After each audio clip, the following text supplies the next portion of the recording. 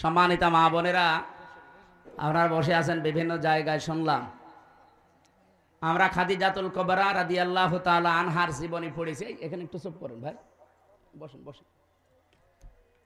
মা বোনদেরকে জান্নাতের যে কাজগুলো আছে, সর্বোত্তম কাজ আপনার বাড়িতে যে দায়িত্বগুলো আছে এগুলো পালন করবেন। খাদিজাতুল কুবরার পুরা জীবনী দেখেছি, তাকে আল্লাহ নিজে জান্নাতে ঘর বানিয়ে পাঠিয়েছিলেন, অথচ জীবনে তিনি এক ওয়াক্ত নামাজ পড়েননি, একটা রোজা রাখেননি, একটা টাকাও দান করেননি, জীবনে একটা সাদগা করেননি, কোনোদিন হজও করেননি, একদিনও পর্দায় থাকেননি। কারণ এই বিধানগুলো সব তার ইন্তেকালের পরে নাজিল হয়েছে। কথা বুঝতেছেন? এই জন্য এগুলো তিনি পালন করতে পারেননি, অথচ আল্লাহ নিজে জান্নাতে ঘর বানিয়ে তার জন্য পাঠিয়ে দিয়েছিলেন দুনিয়ায়। সুসংবাদ জানিয়েছেন একটা মহিলাকে আল্লাহ সালাম দিয়েছেন, তার নাম খাদিজাতুল কুবরা রাদিয়াল্লাহু তাআলা আনহা। আমি তার পুরা জীবনীতে এইটাই পেয়েছি, আল্লাহ রাব্বুল আলামিন সালাম দেওয়া, জান্নাতে ঘর তৈরি করে পাঠিয়ে দেওয়া সুসংবাদ একটা কারণে, তিনি তার স্বামীর পেছনে সব উজাড় করে দিয়েছিলেন। আজ হাজারো পরিবারে স্ত্রীর ছোট মনের কারণে অনেক সন্তান, আমরা যারা স্বামী আছি, মানসিক রোগী হয়ে যাচ্ছে। আমি নিজে স্বামী, এখানে যত স্বামী বসে আছে প্রত্যেক স্বামীর পক্ষ থেকে আমি বলতে পারি, পৃথিবীতে এমন কোনো স্বামী নেই যে বিয়ের পরে আমার মা বাবা আলাদা হয়ে যাক এটা আমরা চাই। বলেন, 100টার 98টা পরিবারে আমরা বাধ্য হই। এই কথা বলেন না কেন? মা বাবাকে হয় আলাদা করে দেয়, নাই বাড়ি থেকে তাড়িয়ে দেয়, নাই বৃদ্ধাশ্রমে রেখে আসে, অথবা আর এক ভাইয়ের আন্ডারে দিয়ে দেয়। এরকম বহু মামলা ওসি সাহেবদেরকে থানাতে হ্যান্ডেলিং করা লাগছে। না, এগুলো আমাদের চরিত্র সংশোধন হওয়ার জন্য যাদের সাপোর্ট লাগবে তারা আমাদের স্ত্রী। সম্মানিতা মা বোনেরা, আমি আবার বলছি, শ্বশুর শাশুড়িকে যতদিন পর্যন্ত নিজের মা বাবার মতো মনে না করবে ততদিন জীবনও স্বামীর মন পাবেন না। হ্যাঁ, উপরে উপর আপনাকে আমি ভালোবাসতে পারি, কিন্তু আমি মানসিক রোগী হয়ে যাব আপনার কারণে। এরকম সমস্যা দেশে নেই? বলেন বলেন। আপনার স্বামী যদি দিনের কাজে থাকে, মানবতার কাজে থাকে, খাদিজাতুল কুবরার মতো পেছন দরজা দিয়ে সাহায্য করবেন, যতটুকু সমর্থ আছে উৎসাহ দেবেন। কিয়ামতে খাদিজাতুল কুবরার সাথে আপনি জান্নাতে একই সাথে থাকতে পারবেন। আল্লাহ মেয়েদেরকে খাদিজার মতো হওয়ার তৌফিক দেন, বলেন আমিন। দ্বিতীয় নম্বরে, বোনদের, মেয়েদের, এই দুই জায়গায় মানুষ এসে একটু ঝামেলা বাঁধায়। এরা জমি জায়গা এদের দিতে চায় না। এরকম বহু মামলা ওনাদের কাছে যাচ্ছে এই জমি জায়গা সংক্রান্ত। বোনের জমি আর ফুফুর জমি, মেয়ের জমি দিতে চান না কোন কারণে? অন্যের জমি যদি মেরে দেন একটা গোনা হবে, আর বোনের জমি, ফুফুর জমি, মেয়ের জমি মেরে দিলে ডবল গোনা হবে। একটা আত্মীয়কে ফাঁকি দেওয়া আর একটা শরীক ফাঁকি দেওয়া। এই কথা বুঝতেছে? কারণ এই নির্দেশটা আল্লাহ নিজে দিয়েছেন, ইউসিকুমুল্লাহু ফি আওলাদিকুম লিয-যাকারি মিসলু হাজ্জিল উনসায়াইন। হে পৃথিবীর মানুষেরা, আমি আল্লাহর নির্দেশ, এক মেয়ে যা পাবে, দুই মেয়ে যা পাবে, এক ছেলে তাই পাবে। এই নির্দেশ কার? তো বহু নামাজি মানুষ দেখি না, এটা মানতে চান না। হজে যাওয়ার আগে পর্যন্ত আপনি চিটারি করেন, ছেলের নামে ভালো ভালো সম্পদ, দোকানদার সব দিয়ে দেন, আর হজে যাওয়ার আগে বলে, মেয়ে তোর মা তোর জন্য আমি দোয়া করে দিলাম। এটা একটা টাটকা নির্ভেজাল শয়তান। আবার হজে যাচ্ছে, তুই দোয়া তো করবি, ওরে ফাঁকি দিলি কেন? আগে ওর জমি ফেরত দে, এরপরে দোয়া কর। সুতরাং জমি জায়গার এই বিষয়টা খুব খেয়াল রাখবেন। শুধু নামাজ পড়ে রোজা রেখে কালো বোরকা পরে জান্নাতে যেতে পারবেন না। যারা শরিক ফাঁকি দেন তাদের দুইটা অপরাধ আল্লাহ সঙ্গে সঙ্গে লেখে। এক নম্বরে, ওই দিন থেকে আপনার যত ইবাদত বন্দেগী সব কবুল হওয়া বন্ধ হয়ে যায়। দুই নম্বরে, যখন মারা যাবেন আপনি ঈমান পাবেন না, বেঈমান হয়ে মরবেন। শরিক ফাঁকি দেওয়া মানুষ বাংলাদেশে নেই? আরো জোরে বলেন।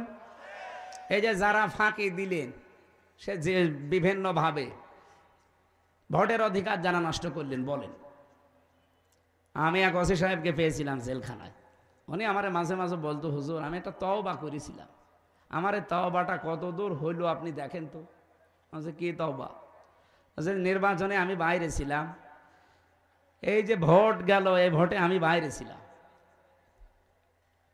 আমি রাত 12টার পর থেকে আমার যা লোকজন আছে এদেরকে নিয়ে ভোট কাটা আরম্ভ করলাম, ফজর পর্যন্ত বাক্সগুলো ফজরের আজান হয়ে গেল, সব বিভিন্ন জায়গায় পাঠিয়ে দিলাম। আমি গোসল করে আসলাম, 2 রাকাত তওবার নামাজ পড়লাম আর বললাম আস্তাগফিরুল্লাহ। ওই জন্য আমার এই তওবা হয়েছে, যে কোরআন শরীফ আমার সামনে। এইভাবে আমি তো ফাঁসির কন্ডেম ছেলে ছিলাম, আমার সাথে দেখা করতে যেই কথা বলছিল, উনি এখন বের হয়েছে। আমি বলছি না, আপনি তো আর আল্লাহর কাছে অপরাধ করেননি যে আস্তাগফিরুল্লাহ পড়ছেন, আপনি অপরাধ করেছেন হামজার কাছে। কারণ একটা এমপি বানাতে 3.5 লাখ 4 লাখ হামজা লাগে, তাদের ভোট আপনি একাই সব করে দিলেন। মাপ যদি পেতে চান, আগে যাদের অধিকার নষ্ট করলেন তাদের কাছে যে বলেন যে আমার ভুল হয়ে গেছে, এখন কি করবেন করেন। কিন্তু মারাত্মক বিষয় হচ্ছে, আপনি যতদিন জেলে আছেন, আপনার তো 8 বছর জেল, এই যতদিন জেলে আছেন, জেল থেকে বের হয়ে দেখবেন যে অনেক হামজা মরে গেছে। কি আপনি তাদের কাছে ক্ষমা চাবেন কি করে? এই জন্যে কোনো জালেমের হুকুম মানতে গিয়ে, জালেমকে টিকিয়ে রাখতে গিয়ে নিজের আখেরাত যেন আমরা নষ্ট করে না ফেলি। আমি কথা কি বোঝাতে চেয়েছি, বোঝা গেছে? আগামীতেও যদি এরকম কিছু আসে, কাউকে খুশি করতে গিয়ে, শান্তি দিতে গিয়ে নিজের আখেরাত নিজে নষ্ট করেন না। আপনার বউ আপনাকে যতই ভালোবাসুক, যে বলেন তো যে আমি একটু বাম হাতের ইনকাম করি, হালকা পাতলা একটু গোনা হয়, এই গোনা কি তুমি নিবা? বলছে বিয়ে করেছেন আপনি, কি খাওয়াবেন আপনি জানেন। সুতরাং ওর খুশির জন্য, ওর আনন্দের জন্য আপনি বাম হাতের ইনকাম করবেন কেন? যতটুকু পারেন আপনার যা আছে ডান হাতের ইনকাম নিয়ে চলার চেষ্টা করেন। কেউ কারো জন্য উপকার করতে পারবে না কিয়ামতে, আর কেউ কারো আপনও না। সবগুলো দুনিয়াটা আল্লাহ বানিয়েছেন একটা ধোঁকা। দুনিয়া কি? আমার পূর্বপুরুষ যারা, আমি 3 পুরুষ চিনি। আমার বাবা রিয়াজউদ্দিন, তার বাবা জাহান আলী, তার বাবা নোমাজ আলী, এরপরে আমি চিনি না। সত্যি কথা বলছি, আমি চিনি না, আর আমি জানিও না। এখন বলেন তো, এই যে নোমাজ আলীর বাবা কে? আমি জানি না। এই মনে করেন তার নাম হজরত আলী। এখন এই লোকটা খুব বেশি হলেও 61 বছর আগে মরে গেছে। আমি হিসাব করে দেখলাম, মাত্র 61 বছর আগে। এই লোকটা যদি এখন কুষ্টিয়ায় এসে বলে যে এই 2 তলা বাড়ি আমার, আমি এই জমি জায়গায় এই ভিটা মিটা সব আমি বানিয়েছিলাম, আমি এখানে থাকতে চাই, আপনারা বলেন আমি ওরে উঠতে দেব? কিসের নোমাজ আলীর বাপ আপনি? আমি তো নোমাজ আলীকে চিনি না। আমি কি বেশি বললাম? এটা হবে। এই জন্য যাদের জন্য যা করছেন, এগুলোই কিন্তু মারাত্মক শত্রু হয়ে দাঁড়াবে সামনে। এই জন্য কারো জন্য কিছু করতে গিয়ে আপনি নিজের আখেরাতটা অলরেডি নষ্ট করেন না। এটা পাগল ছাড়া কেউ করে না। আমি এখন মারা গেলে, সত্যি কথা বলছি, বাড়ি নিয়ে যাবেন, আমার বউকে যদি বলেন হামজা মরে গেছে পাহারা দেন, ও বলবে না, জিন আসবে। পাহারা দিতে হলে 3-4 জন দেন, একসাথে দেই। সকাল হলে আমারে কবরে দিয়ে দেবে। কবরে দিয়ে হয়তো 2-3 দিন খুব কান্নাকাটি করবে, এত শখের স্বামী আমার মরে গেল। হয়তো 7 দিন আরো বেশি কান্নাকাটি করবে। 4 মাস 10 দিন পরে ঠিক আমার শ্বশুর শাশুড়ি এসে ম্যাডামরে নিয়ে যাবে, বলবে চাল তোরা আরেকবার বিয়ে দেব। কয় বছর রাখবে? বিয়ের 7 দিন পরে ওই ম্যাডাম ওর বাবার কাছে কল দিয়ে বলবে, বাবা হামজা তো আর কি ছিল, এখন যে জামা 100 ভাগ ভালো। অথচ ওই ম্যাডামের কারণে আমি যদি বাম হাতের ইনকাম চালাই। আমি আশা করছি কি বোঝাতে চাই আপনি বুঝেছেন। সৎ থাকার চেষ্টা করেন। ইবাদত বন্দেগী কবুল হওয়ার যে ফর্মুলা, প্রথমটা হচ্ছে হালাল রুজি। ওয়াজ তো এইটাই। এইটা যদি আমরা আজ মেনে চলতে পারতাম, বাংলাদেশ দুর্নীতি মুক্ত হতো। কত হাজার হাজার কোটি টাকা পাচার করলেন, কি হলো বলেন? আপনি তাদের দিকে এখন তাকিয়ে বলেন, এই যে সালমান এফ রহমান দরবেশ, 36,000 কোটি টাকা। আমার মনে হয় আমি সারা জীবনে গণনা করেও শেষ করতে পারবো না। কিন্তু তার টাকায় কি এখন কোনো কাজ হলো? সে এখন আমার মতো ওই মাটির ফ্লোরে থাকে। আমি আশা করছি আল্লাহ রাব্বুল আলামিন আমাদের আখিরাতটা বিশাল আকারে যেন তৈরি করে দেয়, আমাদের যেন আফসোস না থাকে। মরণের পরে মানুষের শুধু আফসোস একটাই থাকবে, যে সময়টা হেলায় খেলায় আমরা নষ্ট করেছি। এই জন্য যতটুকু সময় বাকি আছে সামনে, এমনভাবে কাটাবো যেন আখিরাতের বিশাল ঘর প্রত্যেকের জন্য তৈরি হয়। আল্লাহ তৌফিক দিও, বলেন আমিন। এই যে টাকা ছেড়ে রাখেন, 1000 টাকা ছেড়ে দিলে মাসে মাসে 200 টাকা বেশি দেয়। এই নিয়ম নীতি নেই এলাকায়? এটা যারা করছেন এটা মায়ের সাথে অলরেডি আপনি জেনা করছেন, এটা ছেড়ে দেওয়া লাগবে। আরে ভাই, মায়ের সাথে জেনা করে এসে নামাজে দাঁড়ালে নামাজ হয়? বলেন তো, যারা এই কাজে আছেন কারা কারা এটা ছেড়ে দেবেন? হাত তোলেন তো। ও, দুই হাত তুলছো। এই লোকটা নাই, বললো যে হুজুর আপনার মাহফিল নেবো, এই টাকা ছেড়ে রেখেছে, সুদের টাকা। এইদিকে আসেন। না না, ভুল করে না, তবে দুই হাত তুলবে। আপনি আমার মাহফিল নেবেন, কিসের মাহফিল নেবেন আপনি? না, যারা টাকা ছেড়েছেন ভাই, আপনি না খেয়ে মরে যান, তারপরেও এই কাজটা করেন না। আপনার নামাজ রোজা, এই যে দাড়ি টুপি পাগড়ি সব মাঠে মারা যাচ্ছে। আপনি মায়ের সাথে জেনা করে আসলেন, নাউজুবিল্লাহ। সে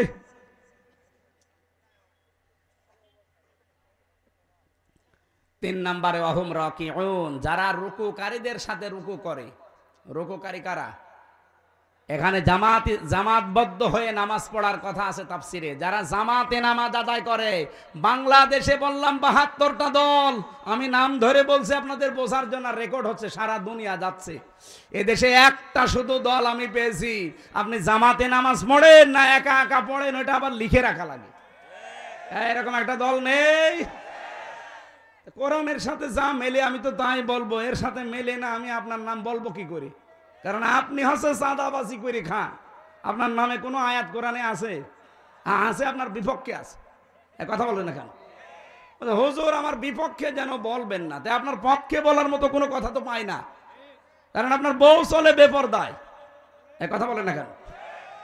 একজন ওয়াজ করেছিল রুহুল আমিন ভাই, বসে ইমামতি করতে গেছি, সুদের আয়াত পড়ে সুদের কথা বললাম। ওরে আল্লাহ, ওই মসজিদের সভাপতি হচ্ছে সুদখোর, টাকা ছেড়ে রাখে টাকা আসে, এরকম সভাপতি দেশে নেই। উনি নামাজের পরে বলছে, হুজুর আমি নিয়ে আসলাম আপনারে, আর আপনি আমারে বাঁশ দিলেন।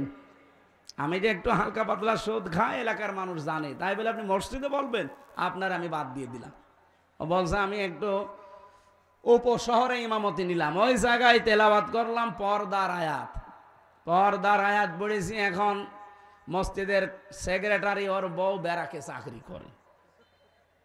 উনি নামাজের পরে বলছে, হুজুর আমারে বাঁশ দিলেন, আমার বউ চাকরি করে, এলাকার মানুষ জানে, তাই বলে আপনি এখন মসজিদে বলবেন? ইমাম সাহেবকে সেক্রেটারির কথা বলেছিল। আপনারা আমি রাখবো না, যান। ওখান থেকে চলে গেলাম গ্রাম অঞ্চলে ইমামতি করতে। ইমামতি করতে গিয়ে দাঁড়িয়েছি, মনে করলাম আজকে আর বাংলায় কিছু বলবোই না, শুধু আরবিতে বলবো যেন না বুঝে। আরবিতে ওই যে খুতবা আছে, খুতবা দিয়ে নামাজে দাঁড়ালাম। মনে করলাম এমন সূরা তেলাওয়াত করবো যেন সবাই মনে করে যে না, এই ইমাম সাহেব ঠিক আছে। কানে হাত দিয়ে যেহেতু তেলাওয়াত আরম্ভ করেছি নামাজে, সূরা ফাতিহা শেষ, তেলাওয়াত করলাম সূরা ইয়াসিন। ইয়াসিন আল কোরআনিল হাকিম। বেশ ভালোই চলছিল। নামাজ শেষ হওয়ার পরে ক্যাশিয়ার ডাক দিয়ে বলছে, হুজুর আমি মসজিদের ক্যাশিয়ার, টাকা আমি আপনাকে দেব। অথচ প্রথম দিন এসে আপনি কি করলেন? মসজিদের সভাপতির নাম ইয়াসিন, আর ওর বাপ মরে গেছে, নাম হাকিম। আপনি প্রথম দিনই বাপ বেটার নামে সূরা পড়ে দিলেন। আমি যে ক্যাশিয়ার, আমার নামে কোনো সূরা নেই। আগামী সপ্তাহে যদি আপনি আমার নামে সূরা না পড়েন, আপনার আমি রাখবো না। চিন্তা করছে, শহরে গেল ইমামতি, উপশহরে গেল, গ্রামেও চলে যাবে। কি করি, সূরা কোথায় পাই? মনে মনে একটা সূরা বানালাম। সামনের সপ্তাহে নামাজ পড়ালাম সূরা ফাতিহার পরে ওই সূরা দিয়ে। সূরা ফাতিহা শেষ, এবার তেলাওয়াত করা আরম্ভ করলাম। কারণ ওই ক্যাশিয়ারের নাম হচ্ছে বাবর। বাবর নামে কোনো সূরা আছে? টান দিলাম, ইয়া আইয়ুহাল বাবর আনতা কালবন ও আবুহু খিনজির ও জাদ্দুকা হিমার ফাইন্নাহুম লাজাহিলুন। টান যখন দিয়েছে, মনে করছে সূরা মনে হয় ঠিকই পড়ছে। তেলাওয়াত শেষ হয়ে গেলে নামাজের পরে বলছে, হুজুর খুব সুন্দর হয়েছে, আমার নাম কি সুন্দর করে বললেন, ইয়া আইয়ুহাল বাবর। তা আপনি এই সূরার অর্থ বলেন।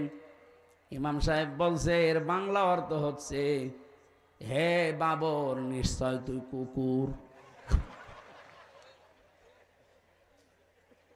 তোর বাবা হচ্ছে শুকর, তোর দাদা গাধা, তো 14 বংশ মূর্খ, একটা সূরা হইল।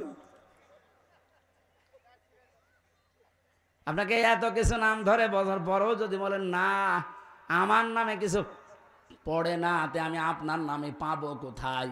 আপনি এমন দল করেন যে দলে নামাজ লিখে রাখা লাগা তো দূরের কথা, নামাজই পড়া লাগে না। কিন্তু আমি এমন দলের কথা বলছি যে দলে নামাজ পড়বেন একা না জামাতে, ওইটাও লিখা লাগে, আবার পরের মাসে দেখানো লাগে যে এই দেখেন আমি নামাজ জামাতে পড়েছি এই কয়েক। তো যদি সত্যি আপনার জামাতে নামাজ না থাকে আপনাকে থেট দেওয়া হবে, আগামী মাসে সংশোধন হবে। এই কথা বলছেন না, এটা একটা বিশ্ববিদ্যালয়ের মতো। কোরআনের আয়াতের সাথে তিনটা, আমি তিনটাই মিলিয়ে ফেললাম। কারণ নামাজ কায়েমের আন্দোলন করে দেশে একটা মানুষ, যাকাত ভিত্তিক অর্থনীতি কায়েমে করার জন্য চেষ্টা চালায় একটা দল, জামাতের সহিত নামাজ আদায় করার জন্য উদ্বুদ্ধ করে একটা দল। তা আমি আপনার নাম পাবো কোথায়? আল্লাহ পাক বলেন এইভাবে যে মানুষগুলো তিনটা গুণ অর্জন করবে, আমি আল্লাহ তাদেরকে নিজে পছন্দ করে তোদের উপরে নিয়ে আসবো, তাদেরকে আমি আল্লাহ এদেশের ক্ষমতা দেব। আল্লাহ যেহেতু বলছে, এটা মিথ্যা হওয়ার সম্ভাবনা বলেন বলেন। এই জন্য দিন দিন ইসলামের জোয়ার কিন্তু তৈরি হয়ে গেছে অলরেডি। আমরা আগস্টের 5 তারিখের আগে দেখতাম এই দেশে মানুষ 100 জনের 15 জন বলতো আমরা ইসলাম চাই। আর এখন এই যে ফেব্রুয়ারির 18 তারিখ, আজকে তো 24 তারিখ, 18 তারিখ একটা জরিপ পেয়েছিলাম, এদেশের 100 জনের 66 জন মানুষ বলছে আমরা এদেশে ইসলাম কায়েম চাই। আপনি আর কিছুদিন চাইতে দেন, 6 মাস 10 দিন 15 দিনের ব্যবধানে যদি এই পরিবর্তন হয়ে যায়, আর 6 মাস যেতে দেন, এদেশের 100 জনের 100 জন মানুষ বলবে আমরা এদেশে ইসলাম চাই। এই জন্য অনেক মুনাফিকের মাথা খারাপ হয়ে গেছে, বলছেন না আমরা কিচ্ছু চাই না, নির্বাচন চাই। আরে ভাই নির্বাচন তো চাবেন, 100 জনের 90 জন এখনো পর্যন্ত ওই জালেমদের দোসররা দায়িত্বে আছে। তো এগুলো পরিবর্তন করা লাগবে না? এসপি সাহেব আসতেছে। আপনাদের জেলার সর্বোচ্চ দায়িত্বশীল আমাদের অভিভাবক এই জয়পুরহাট জেলার শ্রদ্ধাভাজন এসপি স্যার জনাব আব্দুল ওয়াহাব, আল্লাহর নামে নাম, আল্লাহ রাব্বুল আলামিন তার গোলামকে সঠিকভাবে জেলার দায়িত্ব যেন পালন, ইবাদত হিসাবে পালন করার তৌফিক দেন। আমিন।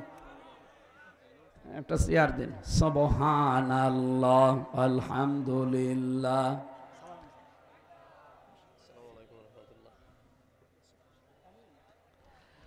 লা ইলাহা ইল্লাল্লাহ, মুহাম্মাদুর রাসূলুল্লাহ। এই বসো বসো বসো। নূর আলম ভাই ওসি, আমাদের ওসি সাহেব এসেছে, এসপি সাহেব এসেছে। আপনাদের কিছু ফর্মালিটি আছে, একটু করেন। আমরা 1-1.5 মিনিট সময় দিচ্ছি, করেন। সম্মানিত মানুষদেরকে সম্মান দেওয়া ইমানের দায়িত্ব দেন।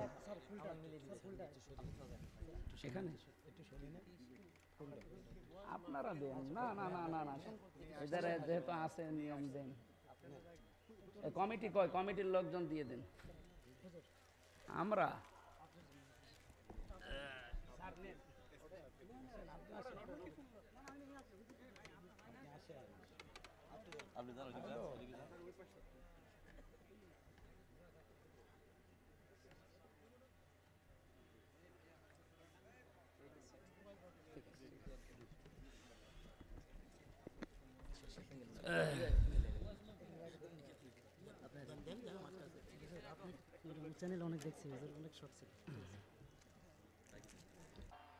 নবীজি হযরতে ওমর ফারুক রাদিয়াল্লাহু তাআলা আনহু, যার নাম শুনলে ওই জামানায় মানুষ ভয় পেত। এই লোকটা যখন কাফের ছিল, আল্লাহর নবীকে হত্যার জন্য এসেছিল, অথচ নবী নিজের চাদর দিয়ে বললেন বসো। এই জন্য সম্মানিত মানুষ যারা, সে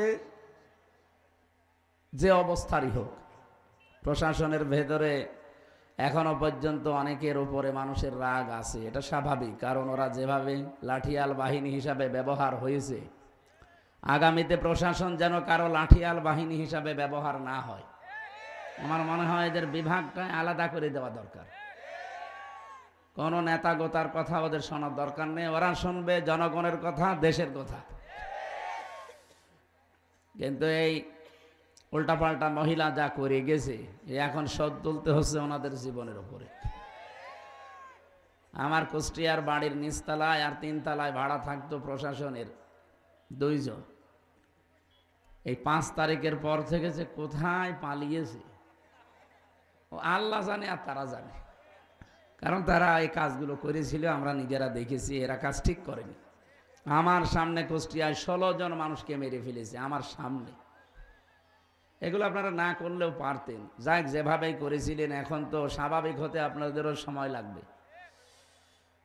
আপনারা জানেন আজকেই প্রায় 42 জন ডিসি, এসপি বাংলাদেশের বিভিন্ন জেলায় যারা এই 3 নির্বাচনে বৈধ অবৈধভাবে হাসিনাকে টিকিয়ে রেখেছিল নির্বাচনের সময়, ডক্টর মোহাম্মদ ইউনূস সব এখন পাল্টিয়ে ফেলছে, অবসরে দিয়ে দিচ্ছে। তোরা চাকরিতে থাকা দরকার নেই।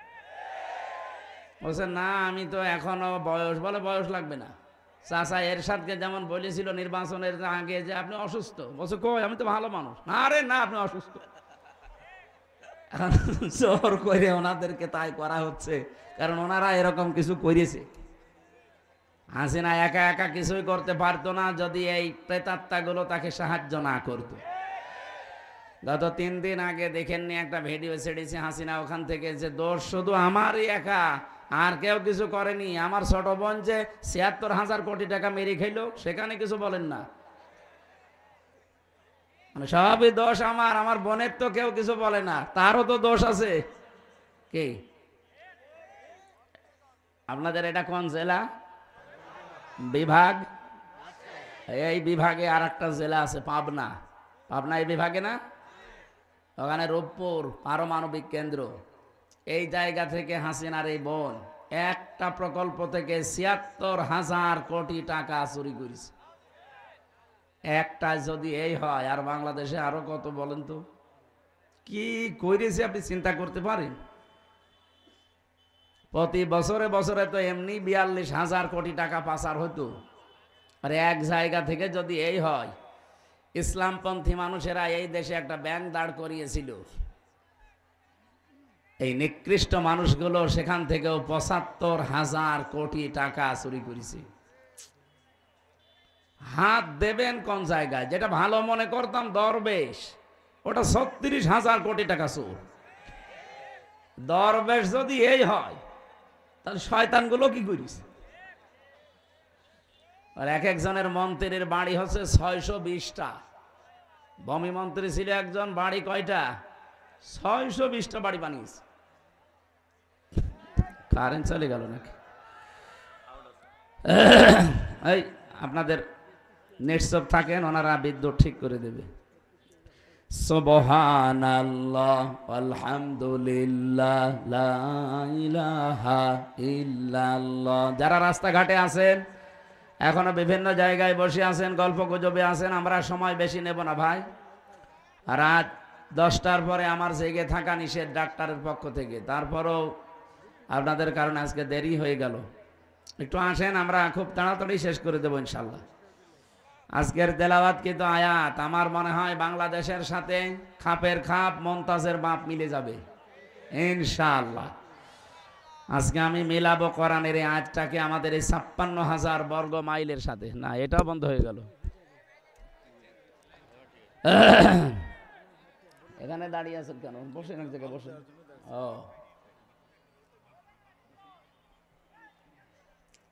সুতরাং ডাক্তার ফজলুর রহমান সাইদ সাহেব যেটা বলছিলেন যে কোরআনের আইন যদি এদেশে জারি হয়, প্রশাসনে এখনো পর্যন্ত অনেকে মনে করছে যে না জানি আবারও আমাদের অবসরে দিয়ে দেয় নাকি বাধ্যতামূলক। না, যারা আছেন, যদি সত্যি কোরআনের আইন এদেশে চালু হয়ে যায়, আপনাদেরকে দিয়ে এই দুর্নীতি দমন করানো হবে।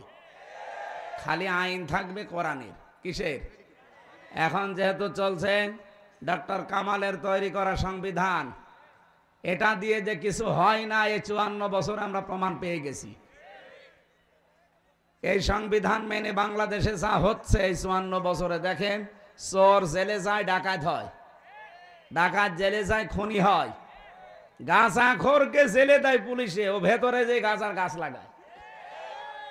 আমি নিজে পেয়েছি, আমি যে জেলে ছিলাম 3টা বছর, আমার নিচতলায় একজন ছিল আসামি, এই যে এই বয়সের গাঁজাখোর। ও ভেতরে বোতলের মুখ কেটে মাটি দিয়ে ওর ভেতরে টব বানিয়ে গাঁজার গাছ লাগিয়েছে। জেলার তো হিন্দু মানুষ দেবদুলাল এসে বলছে, এই বেটা তুই গাঁজার গাছে বীজ পেলি কোথায়? বলছে, স্যার আমি ওই যে মামলার হাজিরা দিতে গিয়েছিলাম কোর্টে, আর আমারও তো অনেক বন্ধু বান্ধব আছে, তারা আসার সময় 1 পোটলা গাঁজা দিয়েছিল বীজ, ওইটা আমি এই মুখের ভেতরে রেখে দিয়েছিলাম, এরপরে আমার মেশিনে ধরতে পারে নাই, ওইটা নিয়ে এসে লাগিয়েছি আজ 2 মাস আগে। আপনি দেখেন গাঁজার গাছ কত বড় বড় হয়েছে।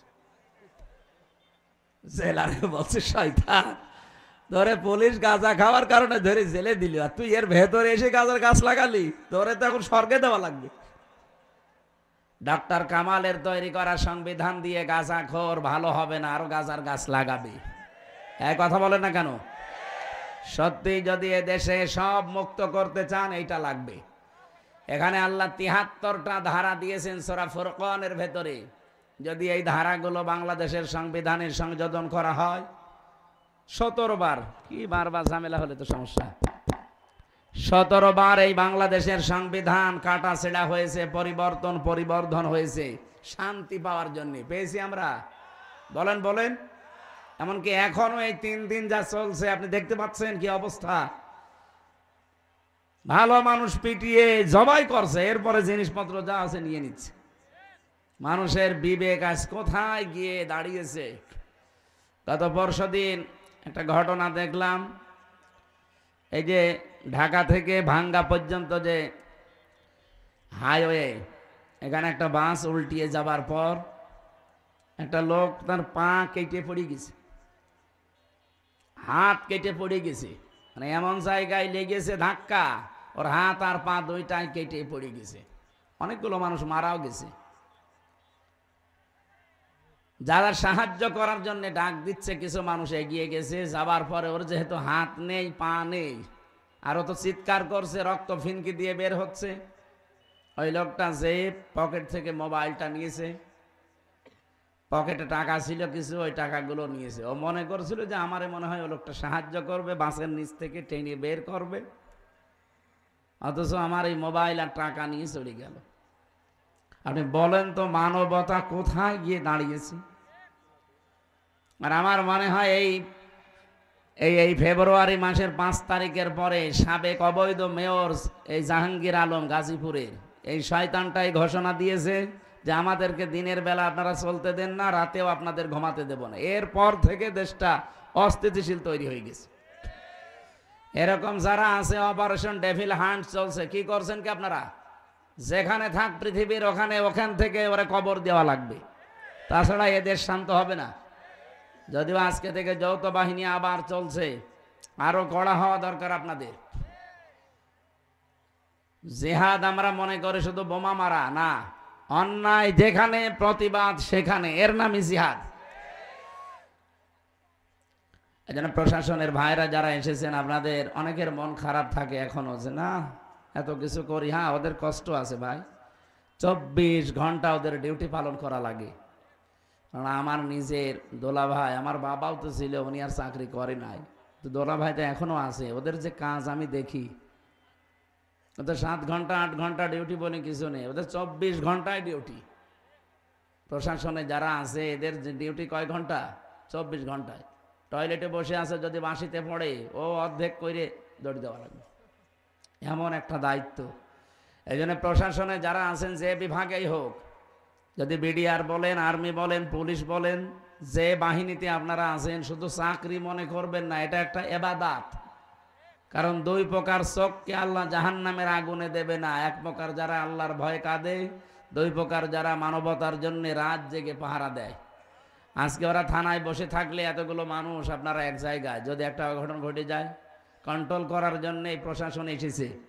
ধন্যবাদ জানাচ্ছি তাদেরকে। দল মত নির্বিশেষে, বিশেষ করে আয়োজনে যারা সম্পৃক্ত, এলাকার মানুষকে নিয়ে বিশাল কোরআনের অনুষ্ঠানে যারা আঞ্জাম দিলেন, সবাই আল্লাহর দরবারে শুকরিয়া আদায় করেন নাকি ভগবানের কাছে?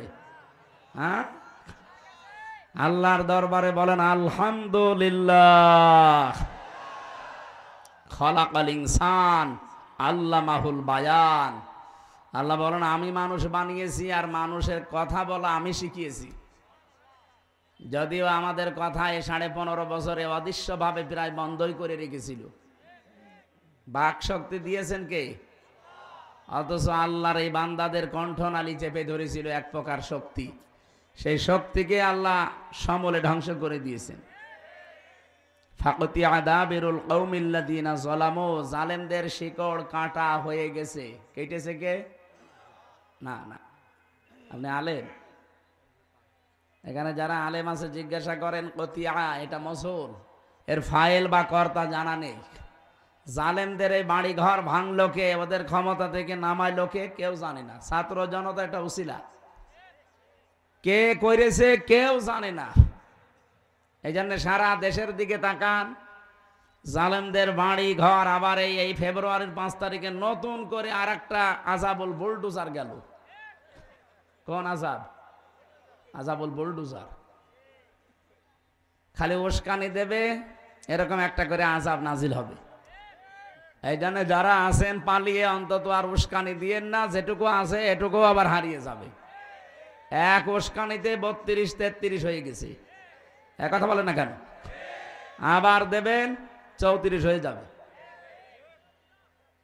এই জন্য আশা করছি ওনারা যেন উস্কানি আর না দেয়, আর আমরাও পাগলের মতো উস্কানিতে যেন পা না দেই।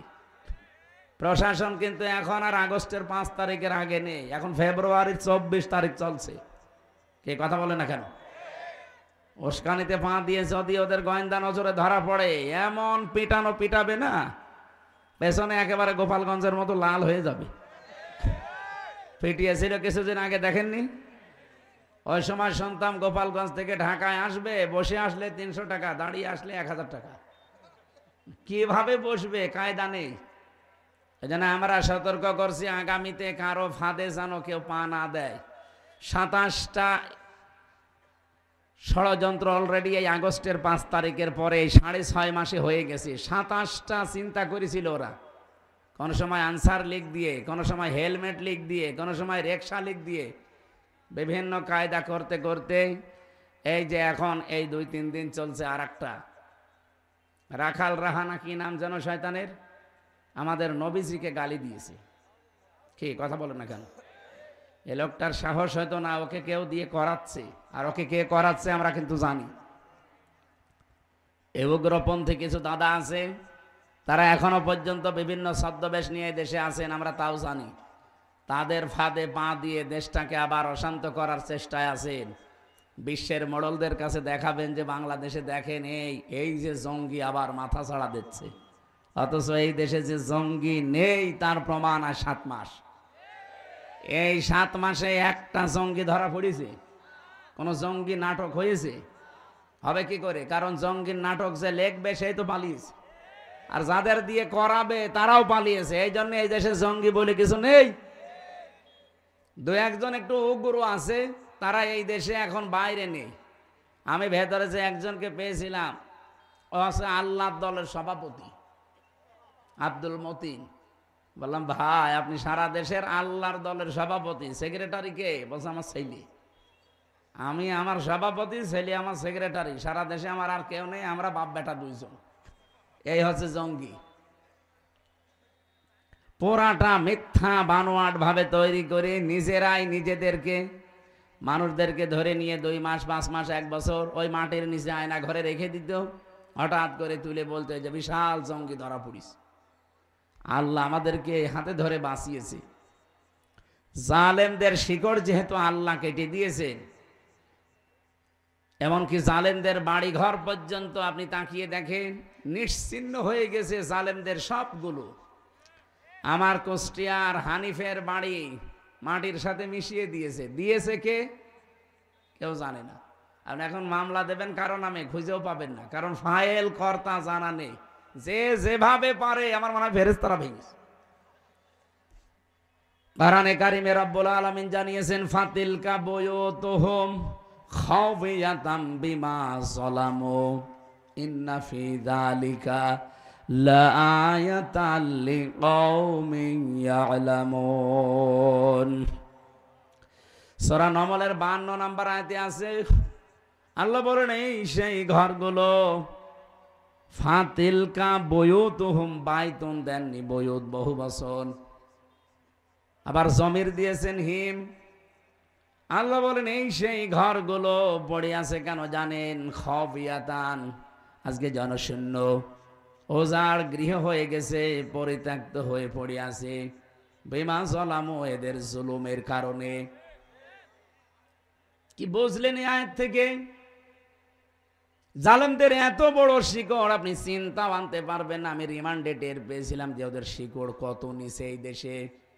ইউনিয়নের দারোয়ান থেকে শুরু করে একেবারে সংসদ পর্যন্ত থরে থরে সব সাজানো ছিল।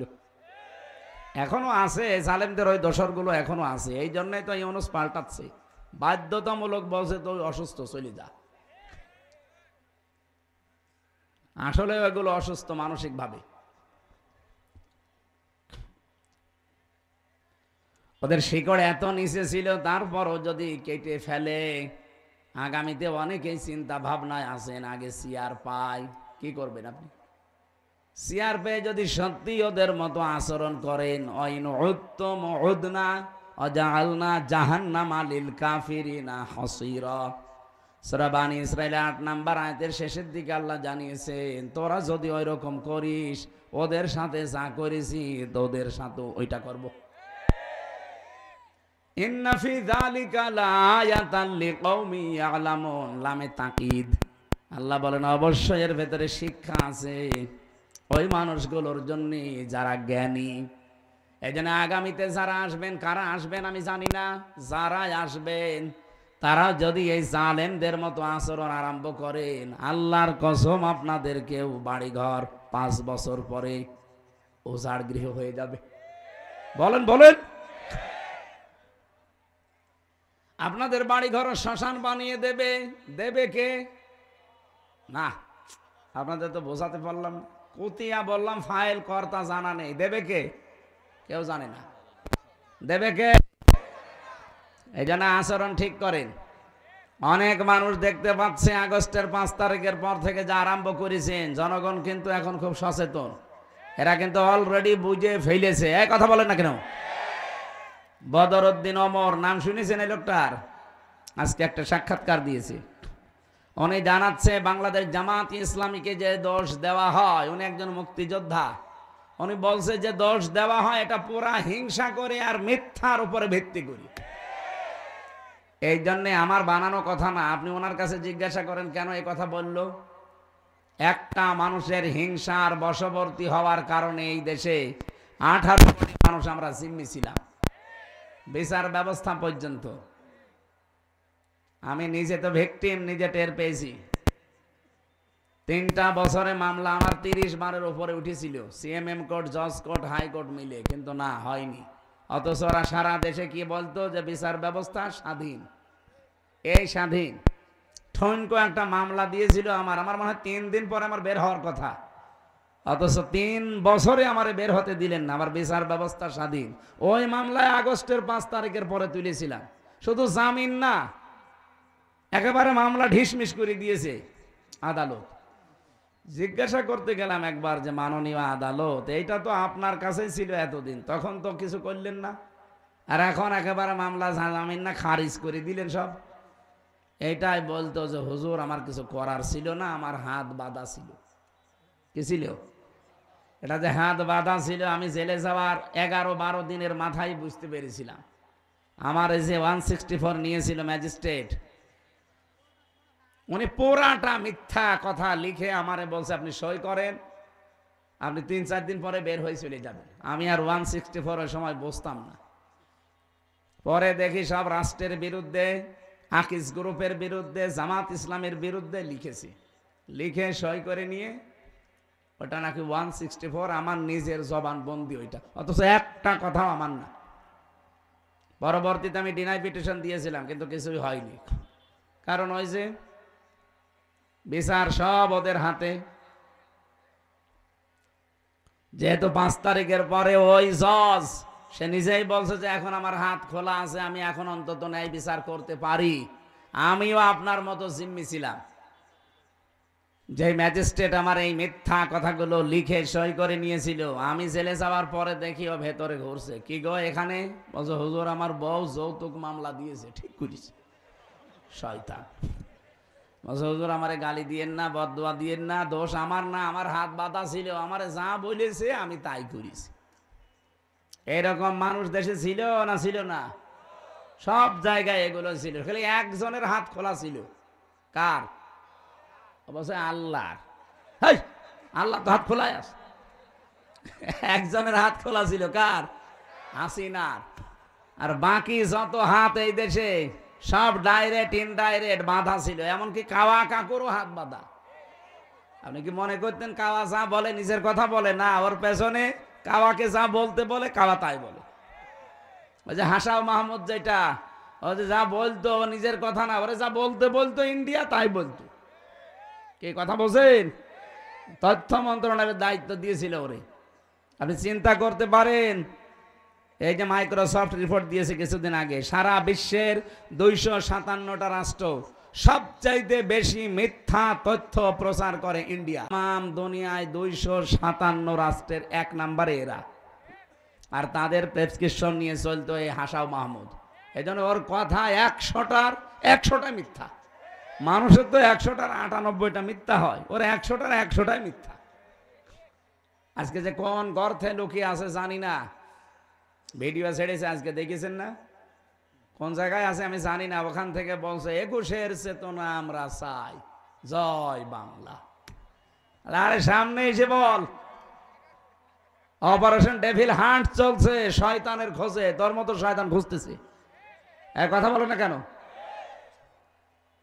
এই জন্য আমরা চাচ্ছি কারো জবান যেন আর বন্ধ না থাকে, কারণ জবান হাসিনার দেওয়া না, জবান কার দেওয়া? আল্লাহর দেওয়া জবান। আর কেউ যেন সামনে এভাবে চেপে ধরতে না পারে। ওয়ালাকাদ কাররামনা বানি আদম, বনি আদমকে আমি সম্মান দিয়েছি। এই এদিকে তাকান, আল্লাহ কি বলেছে আমি মুসলমানকে সম্মান দিয়েছি? না, মানুষ যারা তারাই, হিন্দু মানুষ না, বলেন না কেন? এই জন্য হিন্দু ভাইরা এসেলায় যদি থাকেন আশপাশে, আপনারা নিজেদেরকে ছোট মনে করবেন না। আমিরে জামাত ডক্টর শফিকুর রহমান হাফিজাহুল্লাহ, উনি অলরেডি আগস্টের 5 তারিখে কিন্তু ওপেন ঘোষণা দিয়েছেন, এদেশে সংখ্যালঘু সংখ্যা গুরু বলে কিচ্ছু নেই, যা আছি আমরা সব সমান। হ্যাঁ, আমরা 96% মুসলমান, এটা ঠিক আছে। আপনারা 4%, তাতে কি? আমার যা অধিকার এই দেশে জন্ম নিয়ে, আপনারও তাই অধিকার। কিন্তু যারা উগ্র, যারা সন্ত্রাসী, যারা নিষিদ্ধ, তাদের অধিকার নেই, কারণ তাদের তো নিষিদ্ধ করেই দিয়েছে রাষ্ট্র। আপনারা নিষিদ্ধ করেছিলেন একটা মাসলুম সংগঠনকে, আল্লাহ নিজে অ্যাকশন নিয়ে 5 দিনের মাথায় আপনাদেরকে নিষিদ্ধ করে দিয়েছে। এক কথা বলেন না কেন? এই জন্য এটা রেকর্ড হচ্ছে তো, সারা দুনিয়া এখন চলছে। সবাইকে উদ্দেশ্য করে বলছি, আল্লাহ মানুষকে সম্মান দিয়েছেন। নবীজি মসজিদে নববীতে বসে আছেন, একটা লাশ যাচ্ছিল, বিশ্বনবী দাঁড়িয়ে গেলেন। সাহাবীরা বলে হুজুর দাঁড়াবেন না, ওটা ইহুদির লাশ। বিশ্বনবী বলে ইহুদির লাশ, তাতে কি হয়েছে, ও তো আল্লাহর বান্দা। এই জন্য অন্য ধর্মের ভাইরা, আপনারা ইসলামকে কি মনে করেন আমি জানি না, আপনি একটু ইসলামের কাছে আসেন, দেখেন এর সৌন্দর্য কত উন্নত। কয়েকদিন আগে এক বিসিএস ক্যাডার অধ্যাপক, ওনাকে বলেছিলাম, স্যার আপনার ইসলাম ধর্ম গ্রহণ করা লাগবে না, আপনার মুসলমান হওয়া লাগবে না, যদিও আমাদের ধর্মে কোনো বাড়াবাড়ি জোর জবরদস্তি, বলেন না কেন? জোর জবরদস্তি থাকলে দেশে 4% হিন্দু থাকতে পারে? বলেন বলেন, কবে পিটিয়ে মুসলমান বানিয়ে ফেলতাম না? কিন্তু আমাদের ধর্মেই তো এটা নেই যে বাড়াবাড়ি করা, বলেন না কেন? জোর জবরদস্তি কারো উপরে করা, লা ইকরাহা ফিদ্দিন লাকুম দীনুকুম ওয়ালিয়া দীন, যার যার ধর্ম শেষে পালন করবে, কোনো অসুবিধা নেই। ইসলাম যদি সত্যি দেশে আসে, অন্য ধর্মে যারা আছেন তাদেরকে আমরা গ্যারান্টি দিতে পারি, আমির জামাত ডক্টর শফিকুর রহমানের এই কথার সূত্র ধরে, যে এই দেশে সবচাইতে বেশি নিরাপদে থাকবে এই সংখ্যালঘু যারা, তারা। যদিও আমরা সংখ্যালঘু তাদেরকে বলি না, সবাই আমরা সমান। এই জন্য আপনাদেরকে জুজুর ভয় দেখাচ্ছে, বিশেষ করে মেয়েদেরকে, মা বোন যারা এসেছেন, যারা আপনাদের বলে যে ইসলাম আসলে ঘরবন্দি হয়ে যাবেন, চার দেওয়ালের মাঝে তালাবদ্ধ হবেন না, মিথ্যা কথা। এই জুজুর ভয় আপনি শুনবেন না। ইসলাম আসলে আপনি সবচাইতে বেশি অধিকার পাবেন, কারণ এই কোরআনে আপনাদের যে অধিকার আল্লাহ দিয়েছেন, রাসূলুল্লাহ দিয়েছেন, পৃথিবীর কোন ধর্ম এটা দিতে পারেনি। 4,500 ধর্ম এখন দুনিয়ায়। কত বলেন বলেন? 4,500। কোন ধর্মে মেয়েদের এত অধিকার দেওয়া হয়নি যত অধিকার আল্লাহ ইসলামে দিয়েছেন। সুবহানাল্লাহ বলতে পারেন না? আর ওইটা যদি কায়েম হয় কি হবে আপনি টের পাচ্ছেন? আমরা তো ওইটা চাচ্ছি। আল্লাহ যেন চর্ম চোখে ওইটা দেখে মরার তৌফিক দেন, বলেন আমিন। আমি আবার স্মরণ করাচ্ছি, যারা উস্কানিতে পা দিচ্ছেন, কারো উস্কানিতে পা দেওয়া যাবে না। দেশটা শান্ত থাকতে দেন। আজকে রাতের ঘোষণা যা পাচ্ছেন, যদি সত্যিই ঘূর্ণ অক্ষরেও জানতে পারে আপনি দেশের বিরুদ্ধে, এই দেশের যৌথ বাহিনী কিন্তু নেমে পড়েছে, আপনাকে আস্ত রাখবে না। আর একবার যদি চার দেওয়ালের মাঝে যান না, কোনো বাপও আপনাকে বাঁচাবে না। গত পরশুদিন আওয়ামী লীগের একজন গোপালগঞ্জ টুঙ্গিপাড়ায় বাড়ি, ওনার এই অপারেশন ডেভিল হান্ট ধরা পড়েছে। ওনার গ্রামের একজন মনে হয় ওনার দোলা ভাই হবে। আমি ওই সময় যশোরে ছিলাম। আমার বলছে, হুজুর আপনি একটু সুপারিশ করেন যেন আমার দোলা ভাইরে ছেড়ে দেয়। আমি বলছি কি করতো? আওয়ামী লীগের নেতা। আরে শয়তান, ওই নাম বলে আমি মার খাবো? আগে এই শব্দটাকে ইসলামপন্থীদের বিরুদ্ধে ওরা লাগিয়েছিল। এই কথা বলেন না কেন? কেউ যদি এই দেশে ইসলামপন্থী যারা, বিশেষ করে জামাত ইসলামী, ইসলামী ছাত্র শিবির, ইসলামী ছাত্রী সংস্থা, এদের যদি কেউ ধরে নিয়ে যেত, আর যদি কেউ পরিচিত মানুষকে বলা হয়তো ভাই একটু বলেন মামলা যেন একটু হালকা করে দেয়, শিবিরের জামাতের ওর নাম বলে আমার পদ হারাবো? আমার নিজের আপন চাচা চেয়ারম্যান, আমার দাদার চাচা মিলিত আওয়ামী লীগের চেয়ারম্যান প্রায় 21 বছরের বেশি। একজন পটল তুলেছে আর একজন এই যে পালিয়েছে। আমি জেলে থাকাকালীন বাবা একবার বলেছিল যে তো নিজের, তো একটু তোর ওই হানিফ সাহেবকে বল যেন মামলাটা হালকা করে দেয়, কারণ সবই তো তারা চালাচ্ছে। বলছে না ভাই, আমি আমার পদ হারাবো, আমি এখানকার সভাপতি, সেক্রেটারি। চিন্তা করে দেখেছেন নিজের আপনজন কি অবস্থায় ছিল, অথচ নিজেও জানতো যে একটা নিরীহ মানুষ, এর কোনো দোষ নেই, যে মামলা দিয়েছে পুরাটা মিথ্যা। মিথ্যার বিপক্ষে দাঁড়ানোর মতো কায়দা ছিল না 15.5 বছর। এখন ঠিক আল্লাহ এটা উল্টিয়ে ওদের বিপক্ষে কাজে লাগিয়েছে। এই জন্য এমন কোনো কাজ করবেন না যে চেয়ার হারিয়ে গেলে ওইটা আবার আপনার উপরে পড়ে। কি কথা বুঝতেছেন? এই জন্য দল মত নির্বিশেষে দেশে আমরা সবাই মানুষ, ধর্ম আমাদের আলাদা থাকতে পারে, আমরা কি আরো জোরে বলেন? মানুষকে আল্লাহ সবচাইতে বেশি কি দিয়েছেন?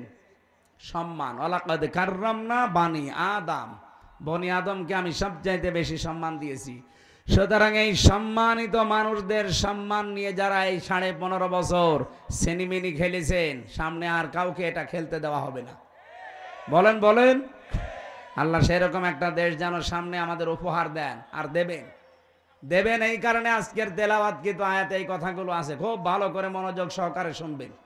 সূরা মায়েদা 54 নম্বর আয়াত। কথা বুঝতেছেন? আল্লাহ রাব্বুল আলামিন বলেন, ইয়া আইয়ুহাল্লাযীনা আমানু, ওহে যারা ঈমানের দাবি করো, মাইয়ারতাদ্দা মিনকুম আন দীনিহি, তোমাদের ভেতরে কোনো ব্যক্তি, কোন দল, কোন গোষ্ঠী, কেউ যদি আল্লাহর দিন থেকে মুখ ফিরিয়ে নেয়। এখানে ইরতিদাদ শব্দের বাংলা অর্থ ফিরে যাওয়া। ইরতিদাদ শব্দের বাংলা অর্থ হচ্ছে ফিরে যাওয়া হক থেকে বাতিলের দিকে। যারা আল্লাহর দিন থেকে ফিরে বদ্দিনের দিকে ফিরে যায়, ফাসাউফা ইয়াতিল্লাহ, আল্লাহ বলেন আমি নিজে অতি শীঘ্রই বিকৌমিন, এমন একটা জাতি, এমন একটা দল, তাদের উপরে আনয়ন করব। ইউহিব্বুহুম, আমি নিজে তাদেরকে ভালোবাসবো, ওয়া ইউহিব্বুনাহু, এবং তারাও আমাকে ভালোবাসবে। আয়াতটা আমি বাংলাদেশের সাথে মিলিয়ে অনেক মিল পেয়েছি। আপনি দেখেন তো আয়াতের পরবর্তীতে 3টা গুণ দেওয়া আছে। যদি দেখেন এই বাংলাদেশে যত দল এখন প্রায় 72টা, কারো সাথে কোরআনে বর্ণিত এই 3টা গুণ মিলে যায়, আপনি বুঝবেন আল্লাহ তাদেরকে নির্বাচিত করেছেন সামনে অনুমাক্কিনা লাহুম ফিল আরদ, জমিনের শাসন ক্ষমতা দেওয়ার জন্য। নাকি আমি এগুলো সব বানাচ্ছি? বলেন। যতগুলো তাফসীর আমি আয়াতের সাথে মিলিয়ে পড়েছি, বাংলাদেশের সাথে মিলালাম এই কারণে আমি দেখতে পাচ্ছি যে এ মিলে যাচ্ছে এই 72টা দলের ভেতরে একটা দলের সাথে। আল্লাহ কি বলেছিলেন? যদি কেউ আমার দিন থেকে মুখ ফিরিয়ে নেয়, আমি আল্লাহর প্রথম কাজ হবে ফাসাউফা ইয়াতিল্লাহ। এখানে আলেম আছে, দাখিল মাদ্রাসা, আলিম মাদ্রাসা, যারা সোফার সহ সোফার বসে আছেন, দেখেন তো সাউফা শব্দটা আল্লাহ এখানে আনয়ন করলেন। সিন, সাউফা, কদ, লাম, আরবি গ্রামার যারা পড়ায়, এখানে 13টা আছে। কোন সেন্টেন্সের আগে যদি একটা আসে, বাংলা অর্থ দাঁড়ায় খুব তাড়াতাড়ি। আল্লাহ বলছেন অতি শীঘ্রই, খুব তাড়াতাড়ি। ইয়াতিল্লাহ, আমি আল্লাহ নিজে। এখানে ফাইল কর্তাকে আল্লাহ নিজে। আমি নিজে খুব তাড়াতাড়ি বিকৌমিন, এমন একটা দলকে তোমাদের উপরে আমি নিয়ে আসবো, ইউহিব্বুহুম, যাদেরকে আমি আল্লাহ নিজে ভালোবাসি। সুবহানাল্লাহ বলতে পারেন না? ওয়া ইউহিব্বুনাহু, এবং তারাও আমাকে সবচেয়ে বেশি ভালোবাসে। আগস্টের 5 তারিখের পরে আমরা বহু মানুষকে দেখতে পাচ্ছি, এর আগেও দেখেছি, এর পরে বেশিরভাগ দেখছি অনেকে দিন থেকে, ইসলাম থেকে সরাসরি মুখ ফিরিয়ে নিচ্ছে। কথা কি বুঝে বললেন নাকি আন্দাজে বললেন? আপনি কি দেখতে পাচ্ছেন বাংলাদেশে অনেকে ইসলাম থেকে, দিন থেকে মুখ ফিরিয়ে নিচ্ছে? তারা গালি দেয় জামাত ইসলামীকে। আরে ভাই, জামাত ইসলামী কি? সেটা দল। আপনি তারে গালি দেন কোন কারণে? আপনি তো সরাসরি আল্লাহকে, রসুলকে, ইসলামকে গালি দিতে পারছেন না, ওইটা এখন তুলছেন ওর উপরে। জামাত ইসলাম হোক, চরমনাই হোক, আটরশি হোক, ইসলামপন্থী যারা এই দেশে, বলেন তো এই মানুষগুলো কি তার বাবার কথা আপনাকে বলে? চরমনার পীর কোনদিন বলেছে যে আমার বাবা ছাড়া কেউ জান্নাতে যেতে পারবেন না? তিনি এই কথা বলে যে কোরআন হাদিস ছাড়া কেউ জান্নাতে যেতে পারবেন না। জামাত ইসলামের কোন নেতা বলেছে যে আমার বাবাকে না মানলে জান্নাত পাবেন না? তাদের কথা এই যে কোরআন হাদিস না মানলে আপনি জান্নাত পাবেন না। কি বলেন? বলেন। আল্লামা সাইয়্যিদ আবুল আলা মাওদুদী রহমতুল্লাহ আলাইহি, আল্লাহ রাব্বুল আলামিন জান্নাতের সর্বোচ্চ মাকাম তাকে দান করুন। আল্লাহর এই গোলাম বলেছিল, আমি ইসলাম মানতে গিয়ে দেখি নাই কোন বাবা কি বলেছে, কোন দাদা কি করেছে, কোন নেতা কি বলেছে। না, আমি দেখেছি আল্লাহ কি বলেছে আর রাসূল কি করেছে। ইসলামপন্থী যারা এদেশে, সবার এই এক কথাই, এই কথা বলে না কেন? সবার এই এক কথা, এর বাইরে যদি কারো কথা থাকে তারে মানা যাবে না। কথা বুঝতেছেন আপনারা? আমি নাম ধরেই বলছি, এটা রেকর্ড হচ্ছে এই কারণে। চাঁপাইনবাবগঞ্জের বিএনপির একজন এমপি, সাবেক এমপি না, এটা অবৈধ এমপি, কারণ এই 15 বছরে যারা এমপি হয়েছে সবগুলো অবৈধ। এদেরকে এমপি বলা জায়েজ নেই, এদের মন্ত্রী বলাও জায়েজ নেই, কারণ এরা তো আমরা ওদের ভোট নেইনি, এরা জোর করে হয়ে গেছে। এই কথা বলেন না কেন? এদেরকে আমরা ভোট দিতে পেরেছি। আমার 33 বছর বয়স, 18 বছর থেকে ভোট দিতে আরম্ভ করলে আমি 3 বার ভোট দিতে পারি, একবারও পারি নাই। তার মানে ভোট এদেশে হয়নি এই 3 বারে।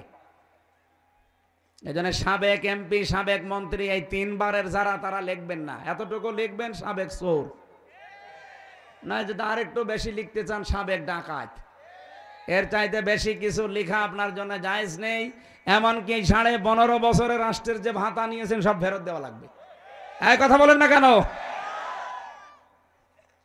এখানেও যিনি দায়িত্বে ছিলেন, এই যে হাসিনাকে হজরত বলে ডাকতো, কি জানো না, আল্লাহর ওলি, কোথায় আছে? পালিয়েছে। কি আশ্চর্য চামচামি দেখেন তো, সংসদে দাঁড়িয়ে এরকম একটা নিকৃষ্ট মানুষকে বলতো হজরত হাসিনা। তামাম দুনিয়ায় কয়টা রাষ্ট্র আছে বললাম? 257। বলেন বলেন, আরো জোরে বলেন। এই যে আন্তর্জাতিক রিপোর্ট বের হয়েছে, আমি কিন্তু আন্দাজে বলছি না, সব আমার পড়া আর দেখা। আন্তর্জাতিক রিপোর্টে 10 জন মানুষের নাম এসেছে তামাম দুনিয়ায় যে তারা সবচাইতে বেশি নিকৃষ্ট এই জমিনের উপরে। তার 1 নম্বরে হাসিনা, 2 নম্বরে বাশার আল আসাদ, 3 নম্বরে নেতানিয়াহু। এটা সব আমি বানাচ্ছি এখন, নতুন করি না। বলেন কেন তামাম দুনিয়ায় এদের নামগুলো 1 2 3, আর 1 নম্বরে আসবে আল্লাহর ওলির নাম চলে গেছে। কি নিকৃষ্ট মানুষ হলে তামাম দুনিয়ার ভেতরে এখন 1 নম্বরে তার নাম আসে। আর এটা বানিয়েছে তো খ্রিস্টানরা, আমরা মুসলমানরাও বানাইনি।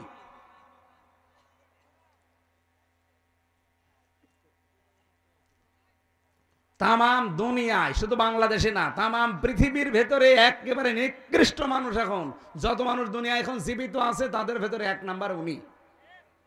কি করেছে আপনি চিন্তা করতে পারেন? এটা বের হয়েছে এই যে জাতিসংঘ যে আয়না ঘরের রিপোর্ট দিয়েছে গুমের, এরপরে কি যে ভয়াবহ আশ্চর্য জায়গা এটা। আমি তো মিনিটায় ছিলাম 10 দিন, আর যারা বড়টাই ছিল, বিগটা, এই যে ব্যারিস্টার আমান আজমি ভাই সহ, এই যে হম্মাম কাদের চৌধুরী, সালাউদ্দিন কাদের চৌধুরীর সন্তান, এরা যারা ছিল, এরা যে কত কঠিন।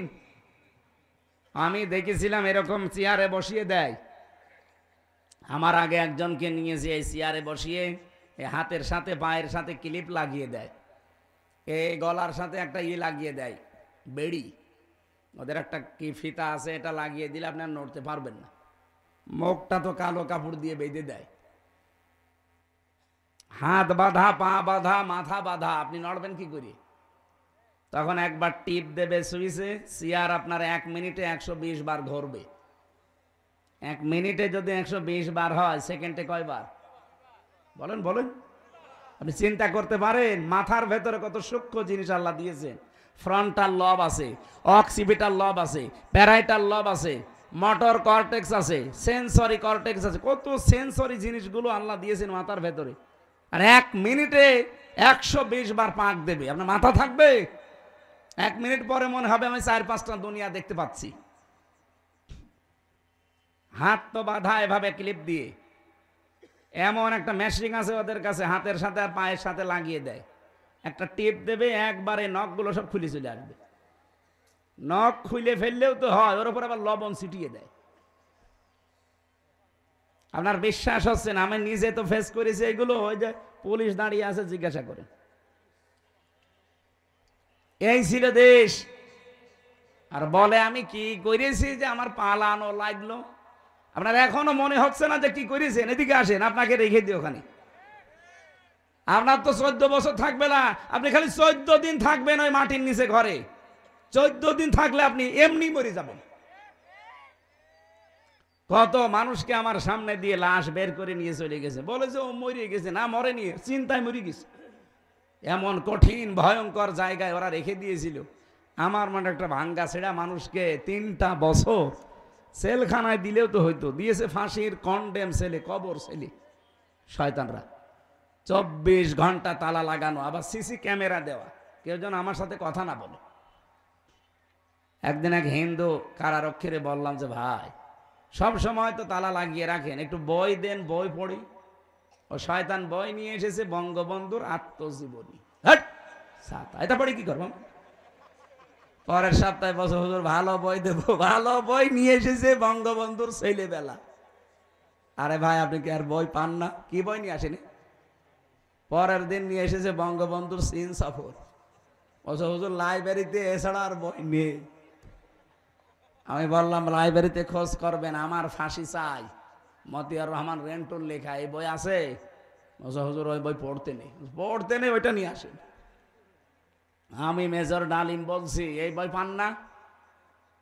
পরের সপ্তাহে একটা পেলাম, কারারক্ষী আশরাফুল, মুসলমান। ওরে বললাম যে ভাই, আপনি আমার জাতি ভাই, যেটা আগে আসতো ও তো আর আলেম সালেম বোঝে না, ওর কাছে সব সমান। তা আপনি তো মুসলমান, আপনি যদি পারেন তো এটিএম আজহারুল ইসলাম আছে, ওই যে হিমেল বিল্ডিং এ থাকে, আপনি একটু যে বলবেন যে হামজা আপনার কাছে তাফসির আর বই চেয়েছে,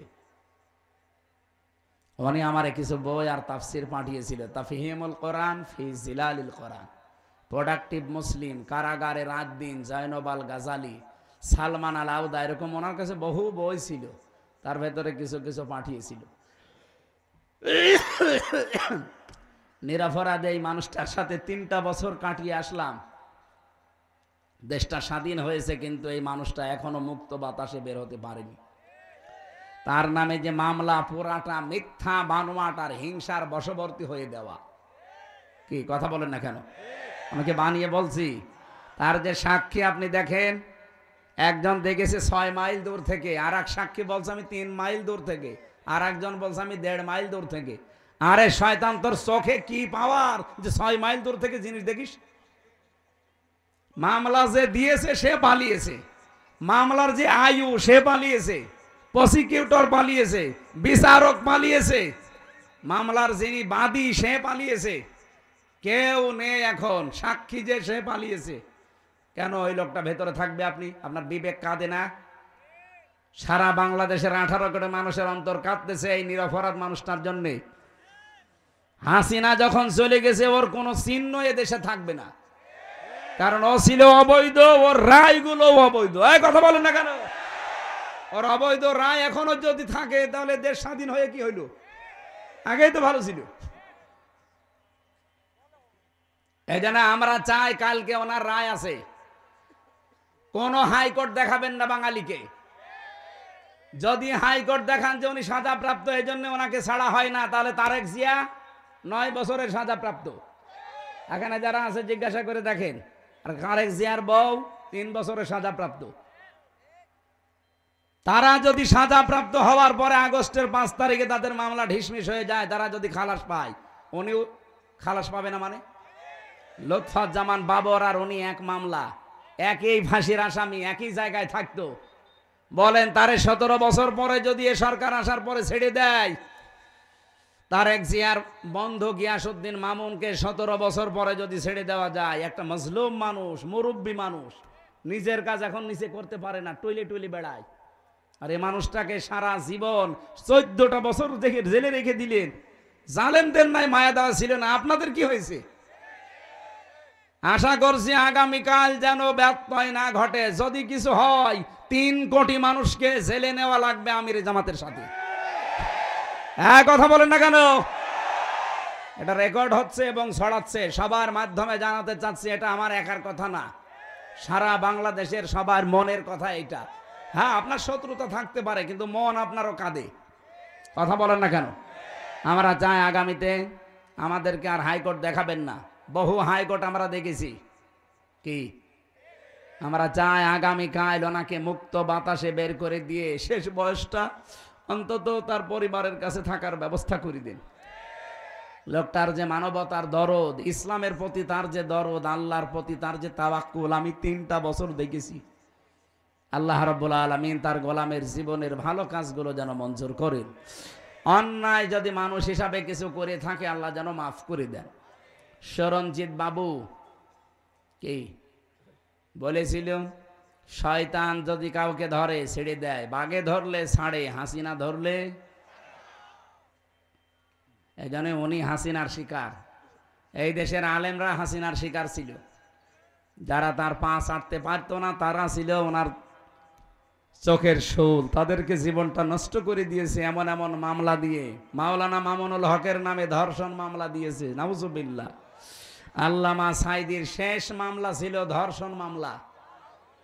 আপনি চিন্তা করতে পারেন, আমার মতো একটা ভাঙ্গা ছেড়া হুজুর এই যে আগস্টের 5 তারিখের পরে কত মানুষকে তো পিটিয়ে অনেকে মেরে ফেলেছে। ঝিনাইদহে একজনকে মেরে টাঙিয়ে রেখেছিল। এমনকি বাংলাদেশের বিভিন্ন জায়গায় বাড়ি ঘর ভাঙা হয়েছে। কি কথা বলেন না কেন? আপনার কি মনে হয় এখন যদি কেউ আপনাকে বলে যে আমির হামজা এই আগস্টের 5 তারিখে এই 10 জন মেয়েকে ধর্ষণ করেছে, আপনি বিশ্বাস করবেন? বলেন বলেন। যে অমকের বাড়িতেও আগুন লাগিয়েছে, বিশ্বাস করবেন? আমার মতো একটা ভাঙ্গা ছেড়া আমারে আপনি বিশ্বাস করেন না। তা আল্লামা সাইদির বিরুদ্ধে উনি মানুষের বাড়িতে আগুন দিয়েছে, ও ধর্ষণ করেছে, আপনি এটা বিশ্বাস করেন কি করে?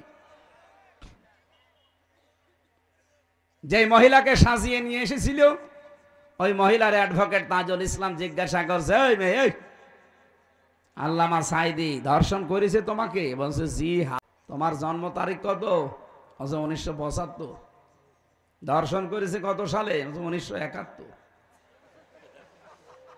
অ্যাডভোকেট তাজুল ইসলাম ওই দিনই বলেছিল, মাননীয় আদালত পয়েন্টটা একটু লেখেন, লিখে রাখেন, এই মহিলার জন্ম 75-এ, ধর্ষিতা হয়েছে 71-এ। ওইটা কি রুহের জগতে? ওই দিনে মামলা ঢিসমিস হয়ে যাওয়ার কথা না? কিন্তু হয়নি। ওই যে বিচারপতি কালা মানিক, যার বিসি উড়ে গেছে, ওই শয়তান বলেছিল আল্লামা সাঈদীকে আমি ফাঁসি দিতে পারলাম না, এটা আমার জীবনের বড় আফসোস। এখান থেকেই তো বোঝা যাচ্ছে এগুলো সব বানোয়াট। এদের এই ট্রাইব্যুনালও বানোয়াট, এ বিচার ব্যবস্থাও বানোয়াট, ওই জজও বানোয়াট, বিচারপতিও বানোয়াট, সাক্ষীও বানোয়াট। নাই তো 75-এ জন্ম, 71-এ ধর্ষিতা হয়, এ কিসের কি? আরে ভাই, অন্যেরটা বাদ দিলাম, আমি তো আমার নিজেরটা তো জানি। আমারে দিয়েছিল আনসারুল্লাহ বাংলা টিমের প্রধান সারা বাংলাদেশের, অথচ সাতাশে কি আমি জানি না। তো এইরকম মিথ্যার ওপরে সব চলতো। আমি কি একটু বানিয়ে বললাম? বলেন বলেন। আমরা নিরপরাধ মানুষটার মুক্তি চাচ্ছি শুধুমাত্র আমাদের ঈমানের দাবিতে। বিশ্বনবী মুহাম্মদুর রাসূলুল্লাহ সাল্লাল্লাহু আলাইহি ওয়াসাল্লাম 1399 জন মানুষকে তিনি শপথ বাক্য পাঠ করিয়েছিলেন হুদায়বিয়ার ওই গাছের নিচে বসে বসে। এ ঘটনা কোনোদিন শোনেননি? কি কি শুনেছেন আপনি?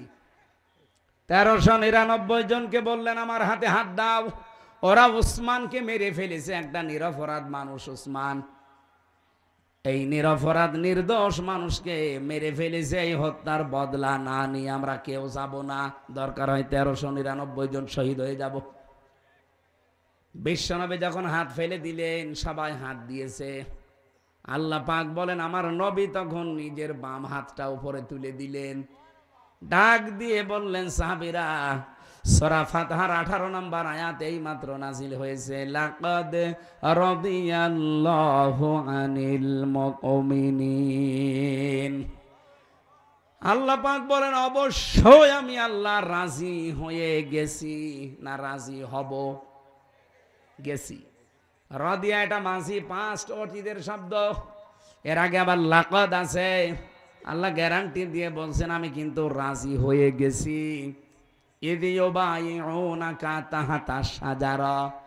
এই গাছের নিচে যারা আপনার হাতের উপরে হাত দিয়া শপথ বাক্য পাঠ করছে,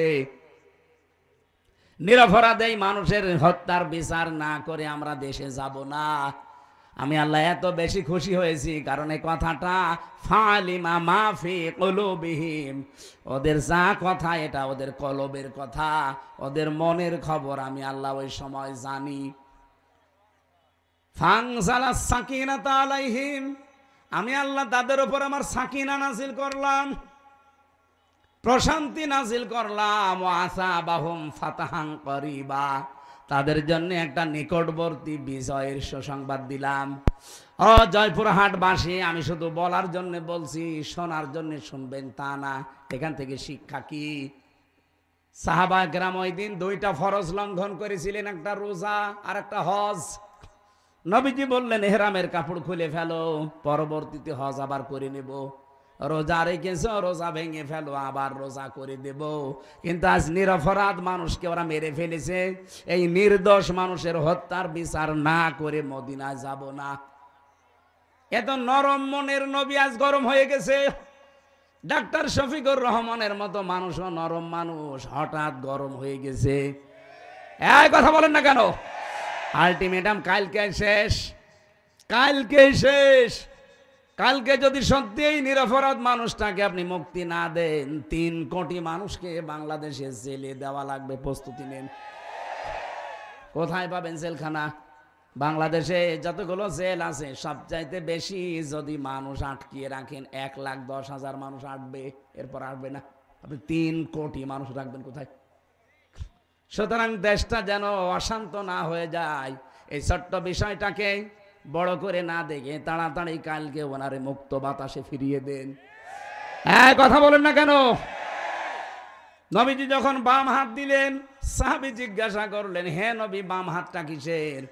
আল্লাহর নবী বললেন, আজকের এই শপথ অনুষ্ঠানে আমার আল্লাহ রাজি হয়ে গেছে এই 1399 জন সবার উপরে।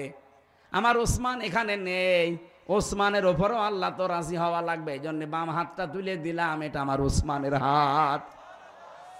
বাংলাদেশে 18 কোটি মানুষ কিন্তু রাস্তায় অলরেডি নেমে পড়েছিল এই বিক্ষোভ মিছিলে। আপনি দল মত ওখানে পাননি। আমি তো কুষ্টিয়ায় দেখলাম লক্ষ লক্ষ মানুষ রাস্তায়, এখানে দল মত নেই, সবাই আল্লাহর কোরআনের আয়াত বিশ্বাস করে এই নিরপরাধ মানুষটার মুক্তির জন্য রাস্তায় নেমেছিল। 1500 বছর আগে হুদায়বিয়াতে আল্লাহ যদি নিরপরাধ মানুষের পক্ষ অবলম্বন করার কারণে ওদের উপরে রাজি হয়ে কোরআনের আয়াত নাজিল করে, এটিএম আজহারুল ইসলামের জন্য এই নিরপরাধ নির্দোষ এই মানুষটার মুক্তির জন্য ওই দিন যারা রাস্তায় নেমেছে, আল্লাহর কসম আল্লাহ তাদের উপরও রাজি হয়ে গেছে। আমি কথা বোঝাতে পেরেছি? সত্যি কথা বলছি আমি, কিন্তু দলীয় মনোভাব নিয়ে না, আমি কোরআনের আয়াতের সাথে মিলিয়ে বললাম। ওনারা একটা নিরপরাধ মানুষের পক্ষে থাকার কারণে যদি আল্লাহ রাজি হয়ে যায়, আমরাও তো এই নিরপরাধ মানুষটার পক্ষে আছি। আপনি নিজেই বুঝতে পারছেন, সে হাসিনার জিঘাংসার শিকার। খালেদা জিয়া বারবার কিন্তু বলেছে জামাত ইসলামের যাদেরকে ধরে ফাঁসি দেওয়া হয়েছে সবগুলো মানুষ নির্দোষ, এখনো ভিডিও আছে। আর আপনি হঠাৎ করে আগস্টের 5 তারিখের পর থেকে কিছু কিছু মানুষ দেখলি ফিরে যাচ্ছে, নাম দিচ্ছে গালি জামাত ইসলামকে। আরে ভাই, জামাতকে তো আপনি গালি দেন না, আপনি তো গালি দেন আল্লাহকে, রসুলকে আর ইসলামকে। বলে ইসলাম নিয়ে নাকি আমরা ধর্ম ব্যবসা করে খাই। আরে শয়তান, সারা জীবনে আমাদের এই পোশাক আশাক চরিত্র একই আছে। ধর্মের নামে যদি ব্যবসায় দেশে কেউ করে খেতে চায়, যারা শুধু ভোট আসলে টুপি মাথায় দেয় তারা। আজকে লুৎফুজ্জামান বাবরের বক্তব্য শুনেছেন, একটা জনসভা হচ্ছিল, উনি বলছে আমি জেলখানায় 17 বছরে যাবার পর আমার সাথেও ছিল লোকটা 2 মাস। আমি যে ইমান এনেছি, আমার মতো ইমান আমার মনে হয় দেশের সবাইকে জেলে দেওয়া দরকার, তাহলে আমার মতো এরকম শক্ত ইমানদার হবে। আসলেও তাই। যারা আজ ফটর ফটর করছে, এই যে চাঁপাইনবাবগঞ্জের হারুন আর ওর বউ, এই 2 জনকে জেলে দেওয়া দরকার ছিল, কারণ এই 15.5 বছরে একদিনের জন্য হাসিনার রোষানলে জানা পড়েনি। বিনা ভোটের এমপি তারাও হয়েছিল। 2 বার জেলে গেছে হারুন, একবার রিলিফের টিন আত্মসাৎ করার কারণে, আর একবার শুল্ক মুক্ত গাড়ি যেটা সরকার দেয় ওটা বিক্রি করে দেওয়ার কারণে। দলীয় কারণে, ইসলামের কারণে, দেশের কারণে একবারও তারা জেলে যায়নি, জেলে গেছে নিজেদের অপরাধের কারণে। আর তারা যদি এখন এই নিরপরাধ মানুষদের বিপক্ষে কথা বলে, এটা মেনে নেওয়া যায় বলেন? কিছু কিছু মানুষের কথাবার্তারা এমন এমন শুনতে পাচ্ছি। এই জন্য যারা দায়িত্বে আছেন বড় বড়, আপনারাও মাজলুম মানুষ। আমরা আশা করব আপনারা এমন কথা বলবেন না যে আপনার কারণে, আপনার কথার কারণে এদেশের হাজারো হাজারো হাজারো মানুষের অন্তরে আঘাত লাগে। কি আমি নাম নিতে পারলাম নয় মানুষগুলোর। আশা করছি আপনারা পরিবর্তন হবেন। এই জন্য দিন থেকে ফিরে গেলে আল্লাহর কোনো লস আছে, কোনো ক্ষতি আছে? একটা নাজিল হয়েছিল হযরতে রাসূলুল্লাহর জীবনের ওই সময়ে, যখন কিছু মানুষ দিন থেকে ফিরে চলে যাচ্ছিল, যে রাসূলুল্লাহকে বিপদে ফেলে দেবে, যে আমরা তোমার পেছনে নেই, তোমার এই দিন কি করে চলে আমরা দেখব। আল্লাহ তখন এটা নাজিল করলেন। হযরতে আবু বকর সিদ্দিক রাদিয়াল্লাহু তাআলা আনহু, তিনি ক্ষমতা নেওয়ার পর, তিনি খলিফা হওয়ার পর চারিদিকে আল্লাহর দিন থেকে বেরিয়ে যাওয়ার হিড়িক তৈরি হয়েছিল। বিশেষ করে কিছু ধর্মত্যাগী, এদিকে তাকান, কিছু ধর্মত্যাগী দ্বারা আল্লাহর দিনের গুরুত্বপূর্ণ বিধান যাকাত, এইটা পর্যন্ত দিতে অস্বীকার করেছিল। এটা ইতিহাসে শোনেননি? আবু বকরের সময় এসে তারা আল্লাহর বিধান যাকাত, ওরা বলছে আমরা দেব না। হযরতে আবু বকর ঘোষণা দিয়ে দিলেন, রাসূলুল্লাহর জামানায় যারা যাকাত দিতেন আমার এই সময় এসে যদি যাকাতের একটা ছাগলের দড়িও দিতে কেউ অস্বীকার করেন, আমি আল্লাহর নবীর সাহাবী আবু বকর একা হলেও তার বিরুদ্ধে যুদ্ধ করব। আজ বাংলাদেশের দিকে আমি মেলালাম এই আয়াতটা, কত মানুষ তো ফিরে চলে যাচ্ছেন রাজনৈতিকভাবে, দলীয়ভাবে, ধর্মীয়ভাবে। যদিও রাজশাহী, খুলনা এই দুইটা বিভাগ এখনো পর্যন্ত এ প্রভাব পড়েনি, অন্যান্য বিভাগে অনেক বেশি পড়ে গেছে ধর্মীয় কায়দায়। হাজারো মানুষকে আমরা দেখছি দিন থেকে তারা ফিরে চলে যাচ্ছে, আর তারা মনে করছে আমরা দিনই মানছি, অথচ ওটা দিন না। বিশেষ করে কুমিল্লা, ব্রাহ্মণবাড়িয়ায় যে আমার তাহেরি ভাই, আমি নাম ধরে বললাম, কারণ তারা দিন থেকে মানুষকে দূরে সরিয়ে অন্য জায়গায় নিয়ে চলে যাচ্ছে। ওরা যা করছে আল্লাহর কসম ওটা ইসলাম না। দয়াল বাবা, কেবলা বাবা, ফতে বাবা, শাহ আলী বাবা, কেল্লা বাবা, এ কোনো ইসলাম? বলেন কোন ইসলাম? এরা মানুষকে এভাবে দূরে সরিয়ে নিয়ে চলে যাচ্ছে। বাংলাদেশে শুনে ওনারা না, বহু মানুষ এই 15.5 বছরে বেশি করেছে এগুলো, এখনো ওরা থেমে নেই। বিভিন্ন কায়দায় মানুষকে দূরে সরিয়ে নিয়ে যাচ্ছে আসল দিন থেকে। আসল দিন ওই যে মাওলানা আবু বকর বলছিল না, যে পৃথিবীতে সবচাইতে বড় দিনের কাজ হচ্ছে একামতে দিন।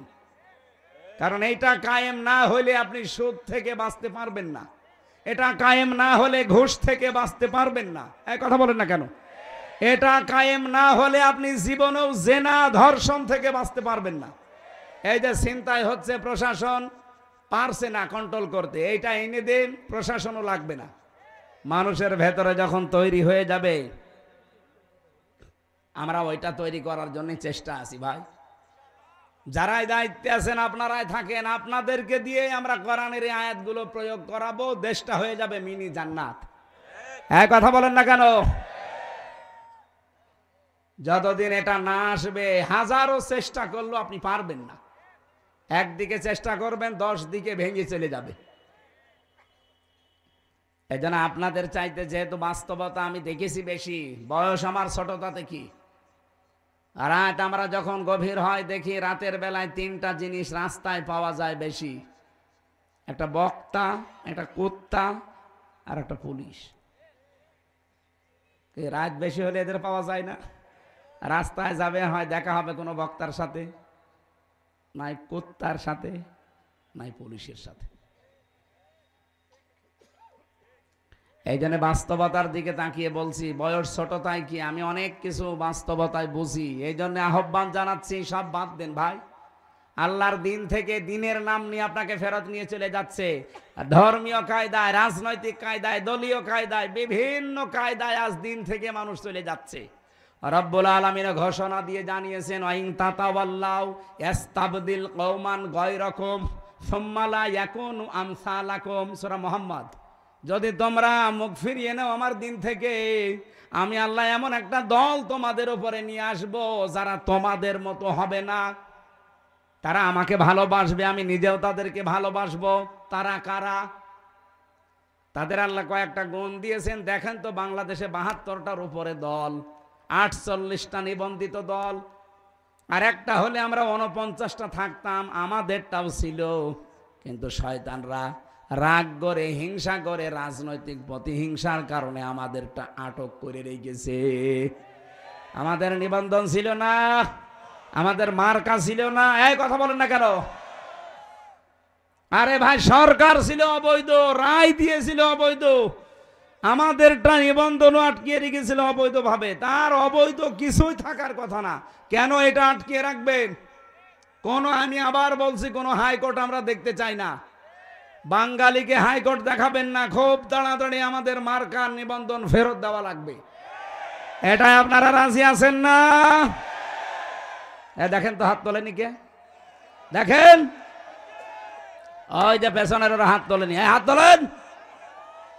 ওরা তাও তোলেনি, ওরা মনে হয় ওই দলের।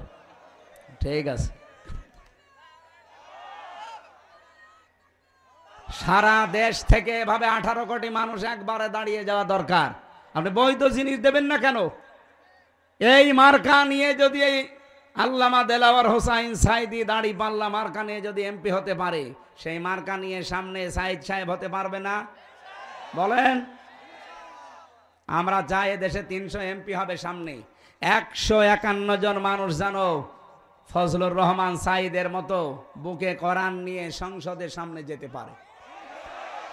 মাত্র 151 জন। 300 জনের ভেতরে যদি যেতে পারে, আমি আল্লাহর কসম দিয়ে বলতে পারি নামাজের ওয়াজ এই দেশে আর করা লাগবে না, জাকাতের ওয়াজ করা লাগবে না, পর্দার ওয়াজ করা লাগবে না, জেনার ওয়াজ করা লাগবে না, এমনি তার পরের দিন বন্ধ হয়ে যাবে।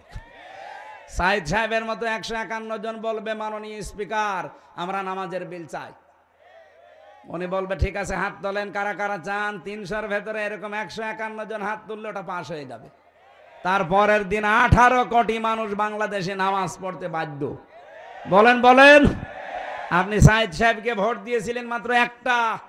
উনি যদি ওই জায়গায় কোরআন বুকে নিয়েছে নামাজের বিল আনতে পারে, নামাজ পড়বে মানুষ 18 কোটি। আপনার একটা ভোট দেওয়ার কারণে 18 কোটি মানুষ নামাজের সওয়াব আপনি আমলনামায় পাবেন। এটা রাজনীতি মনে হয় আপনার কাছে? আর আপনি যেটা করেন ওটা তো পুরা দুর্নীতি।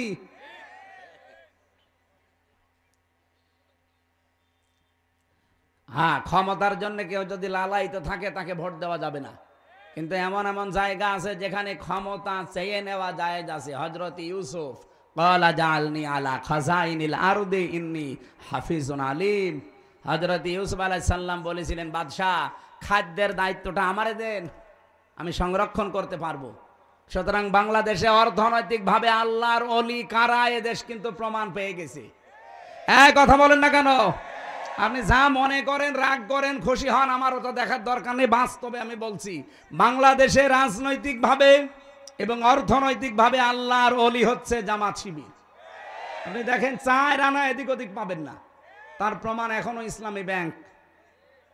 সুতরাং এরা যে প্রমাণ দিয়ে দিয়েছে যে অর্থনৈতিকভাবে এরা আল্লাহর ওলি, 4 আনা এদিক ওদিক হয় না। এদের 2 জন মন্ত্রী ছিল, এখনো পর্যন্ত তাদের মাটির বাড়ি উপরে টিন। মন্ত্রী মাটির বাড়ি উপরে টিন, 26টা টাকা বেঁচেছিল ওইটা আবার ফেরত দিয়েছে। আর আপনি মন্ত্রী, 620টা বাড়ি আপনার। এই জন্য অর্থনৈতিক ভাবে যে কারা আল্লাহর ওলি এটা কি আর প্রমাণ দেওয়া লাগবে? এইরকম মানুষ যদি দায়িত্ব চেয়েও নেয় তাও দেওয়া যায় আছে, কারণ তারা সংরক্ষণ করতে পারবে। এই কথা বলেন না কেন? আর আমরা চাই এই দেশটা যেন এইভাবে সংরক্ষিত হয়। কেন নামাজের ওয়াজ করা লাগবে দেশে? কেন যাকাতের ওয়াজ করা লাগবে? ও মা বোনেরা পর্দায় থাকো কেন বলা লাগবে? খালি এরকম মানুষগুলো 151 জন একটু পাঠিয়ে দেন, ওয়াজও করা লাগবে না, এমনি মানুষ মেনে নেবে। আইন আমরা তৈরি করতে পারছি না, কারণ এরকম মানুষ আমরা নেই। ওখানে যা আছে আল্লাহর আইনের পক্ষের লোক নেই। এই জন্য আগামী থেকে যেহেতু এরকম একটা সুযোগ আসতেছে, অনেকে দেখছে এখন দিনের দিক থেকে মুখ ফিরিয়ে চলে যাচ্ছে। আল্লাহ বলেন আমি একটা দল নিজে তৈরি করছি, ওই দলের গুণাগুণ যার সাথে মিলবে আপনি সেই দলে যোগ দেবেন। কয়টা গুণ? 3টা। বলেন বলেন, আরো জোরে বলেন। আদিল্লাতিন আলাল মুমিনিন আইজ্জাতিন আলাল কাফিরিন। আল্লাহ বলেন প্রথম গুণ হবে ওই দলের লোকদের, তারা নিজেদের ভেতরে পরস্পর রহম দিল হবে, কমল হৃদয়ের হবে। কোথায়? আমার বাড়ি কুষ্টিয়া। কোথায় বাড়ি? এটিএম আজহারুল ইসলামের বাড়ি রংপুর বদরগঞ্জ। কত দূরের মানুষ আমরা? প্রায় 350 কিলোমিটার দূর। এরপরও আপনি দেখতে পারেন নিজের আপন ভাইকে আমি যতটুকু ভালো না বাসি, তার চাইতে দিনের কারণে, ইমানের কারণে, ইসলামের কারণে আজহারুল ইসলামকে তার চাইতে 100 গুণ বেশি ভালোবাসি। কেন এটা তৈরি হয়েছে? আল্লাহ বলেন আজিল্লাতিন আলাল মুমিনিন, তারা মুমিনদের প্রতি হবে রহম দিল। এটা তৈরি করে দিয়েছে কে? আরো জোরে। আপনি দেখেন একামতে দিনের দায়িত্বে সারা বাংলাদেশে যারা আছে মনে হয় তারা সবাই এক ভাই, অথচ নিজের আপন ভাই ইসলাম মানে না, দিন মানে না, তাকে আমি জানের শত্রু মনে করি শুধু ইসলামের কারণে। এক কথা বলেন না কেন? আদিল্লাতিন আলাল মুমিনিন আইজ্জাতিন আলাল কাফিরিন, কাফেরদের প্রতি তারা হবে কঠোর, ভয়ঙ্কর। আগস্টের 5 তারিখের পরে এই দেশে ইসলামের বিরুদ্ধে কোনো কথা বলার সাহস কেউ দেখালে সবচাইতে বড় কড়াকড়ি ভূমিকা পালন করে দেশের একামতে দিনের কর্মীরা এবং ইসলামপন্থী যারা, তারাই। আপনি দেখেন অন্যদের চাইতে এরা কড়াকড়ি বেশি, কারণ এরা কোরআনের এই আয়াত মেনে চলে। ইউজাহিদুনা ফি সাবিলিল্লাহ, তারা আল্লাহর রাস্তায় জিহাদ করে। লা ইয়াখাফুনা লাউমাতা লাইম, কোন তিরস্কারকারীর তিরস্কারকে তারা পাত্তা দেয় না। এই জন্য আমির জামাতের ঘোষণা 2 দিন আগে শোনেননি, আপনারা আমাদেরকে চোখ রাঙাবেন না। সমালোচনা করেন, ওয়েলকাম জানাবো, কিন্তু কারো চোখ রাঙানি খাওয়ার জন্য আমরা বড় হইনি। আমরা দিনের কাজ করছি আল্লাহর দিকে তাকিয়ে, কারো তিরস্কারের ভয় আমরা পাই না। কে আমাকে ভালো বলবে, কে আমাকে যুদ্ধ অপরাধী বলবে, দেশ বিরোধী, ওটা আমার দেখার দরকার নেই। আমি কাজ করছি কার জন্যে? বলেন বলেন। এই যে 3টা গুণ বললাম, বলেন 73টা দল এখন বাংলাদেশে, 72টা, কোন দলের ভেতরে এই 3টা গুণ বেশি পাওয়া যায় আপনি বলেন। আল্লাহ বলেন এই মানুষগুলোকে আমি ভালোবাসি, তারাও আমাকে ভালোবাসে। যালিকা ফাদলুল্লাহ, এটা আল্লাহর অনুগ্রহ। ইউতিহি মাইয়াশা, যাকে তাকে আল্লাহ দেয় না, যাকে পছন্দ করে তাকে দেয়। আল্লাহু ওয়াসিউন আলিম, এবং আমি আল্লাহ প্রশস্ত প্রাচুর্যময়। এই আয়াতের পরের আয়াতে আল্লাহ 3টা গুণ দিয়েছেন। এদিকে তাকান, আপনাকে আমি কোরআন দিয়ে শোনাচ্ছি, আমার বাবার কথা না। আল্লাহ পাক যেই দলকে নিজে নিয়ে আনবেন বলছেন, ফাসাউফা ইয়াতিল্লাহ বিকৌমিন, আল্লাহ বলেন এমন একটা দলকে আমি নিয়ে আনবো, এই দলকে আমি অনুমাক্কিনা লাহুম ফিল আরদ, জমিনের শাসন ক্ষমতা দেব। কেন দেব জানো? অনুরিয়া ফিরাউনা ও হামানা ও জুনুদাহুমা মিনহুম মা কানু ইয়াহযারুন, আমি ফেরাউনকে, হামানকে আর তার দলের লোকদেরকে, সৈন্যবাহিনীকে দেখাতে চাই তারা সবচাইতে বেশি ভয় যাদেরকে পেত, তাদেরকে আমি জমিনের শাসন ক্ষমতা দিয়ে দিয়েছি। এই 54 বছরে এই দেশের জালেমরা সবচাইতে বেশি ভয় পেয়েছে কিন্তু এদেশের একামতে দিনের নেতা কর্মীদেরকে, ওদের সবচাইতে বেশি ভয় এদেরকে। এদেশে আর দল নেই ইসলামী দল, কারো উপরে কিন্তু বাতিলের টার্গেট না, টার্গেট শুধু যারা দিন কায়েম করে তাদের। এই কথা বলেন না কেন? আল্লাহ বলেন মিনহুম মা কানু ইয়াহযারুন, ওরা সবচেয়ে বেশি ভয় যাদের পেত তাদেরকে আমি ক্ষমতা দান করলাম। সে আল্লাহ এখন নেই।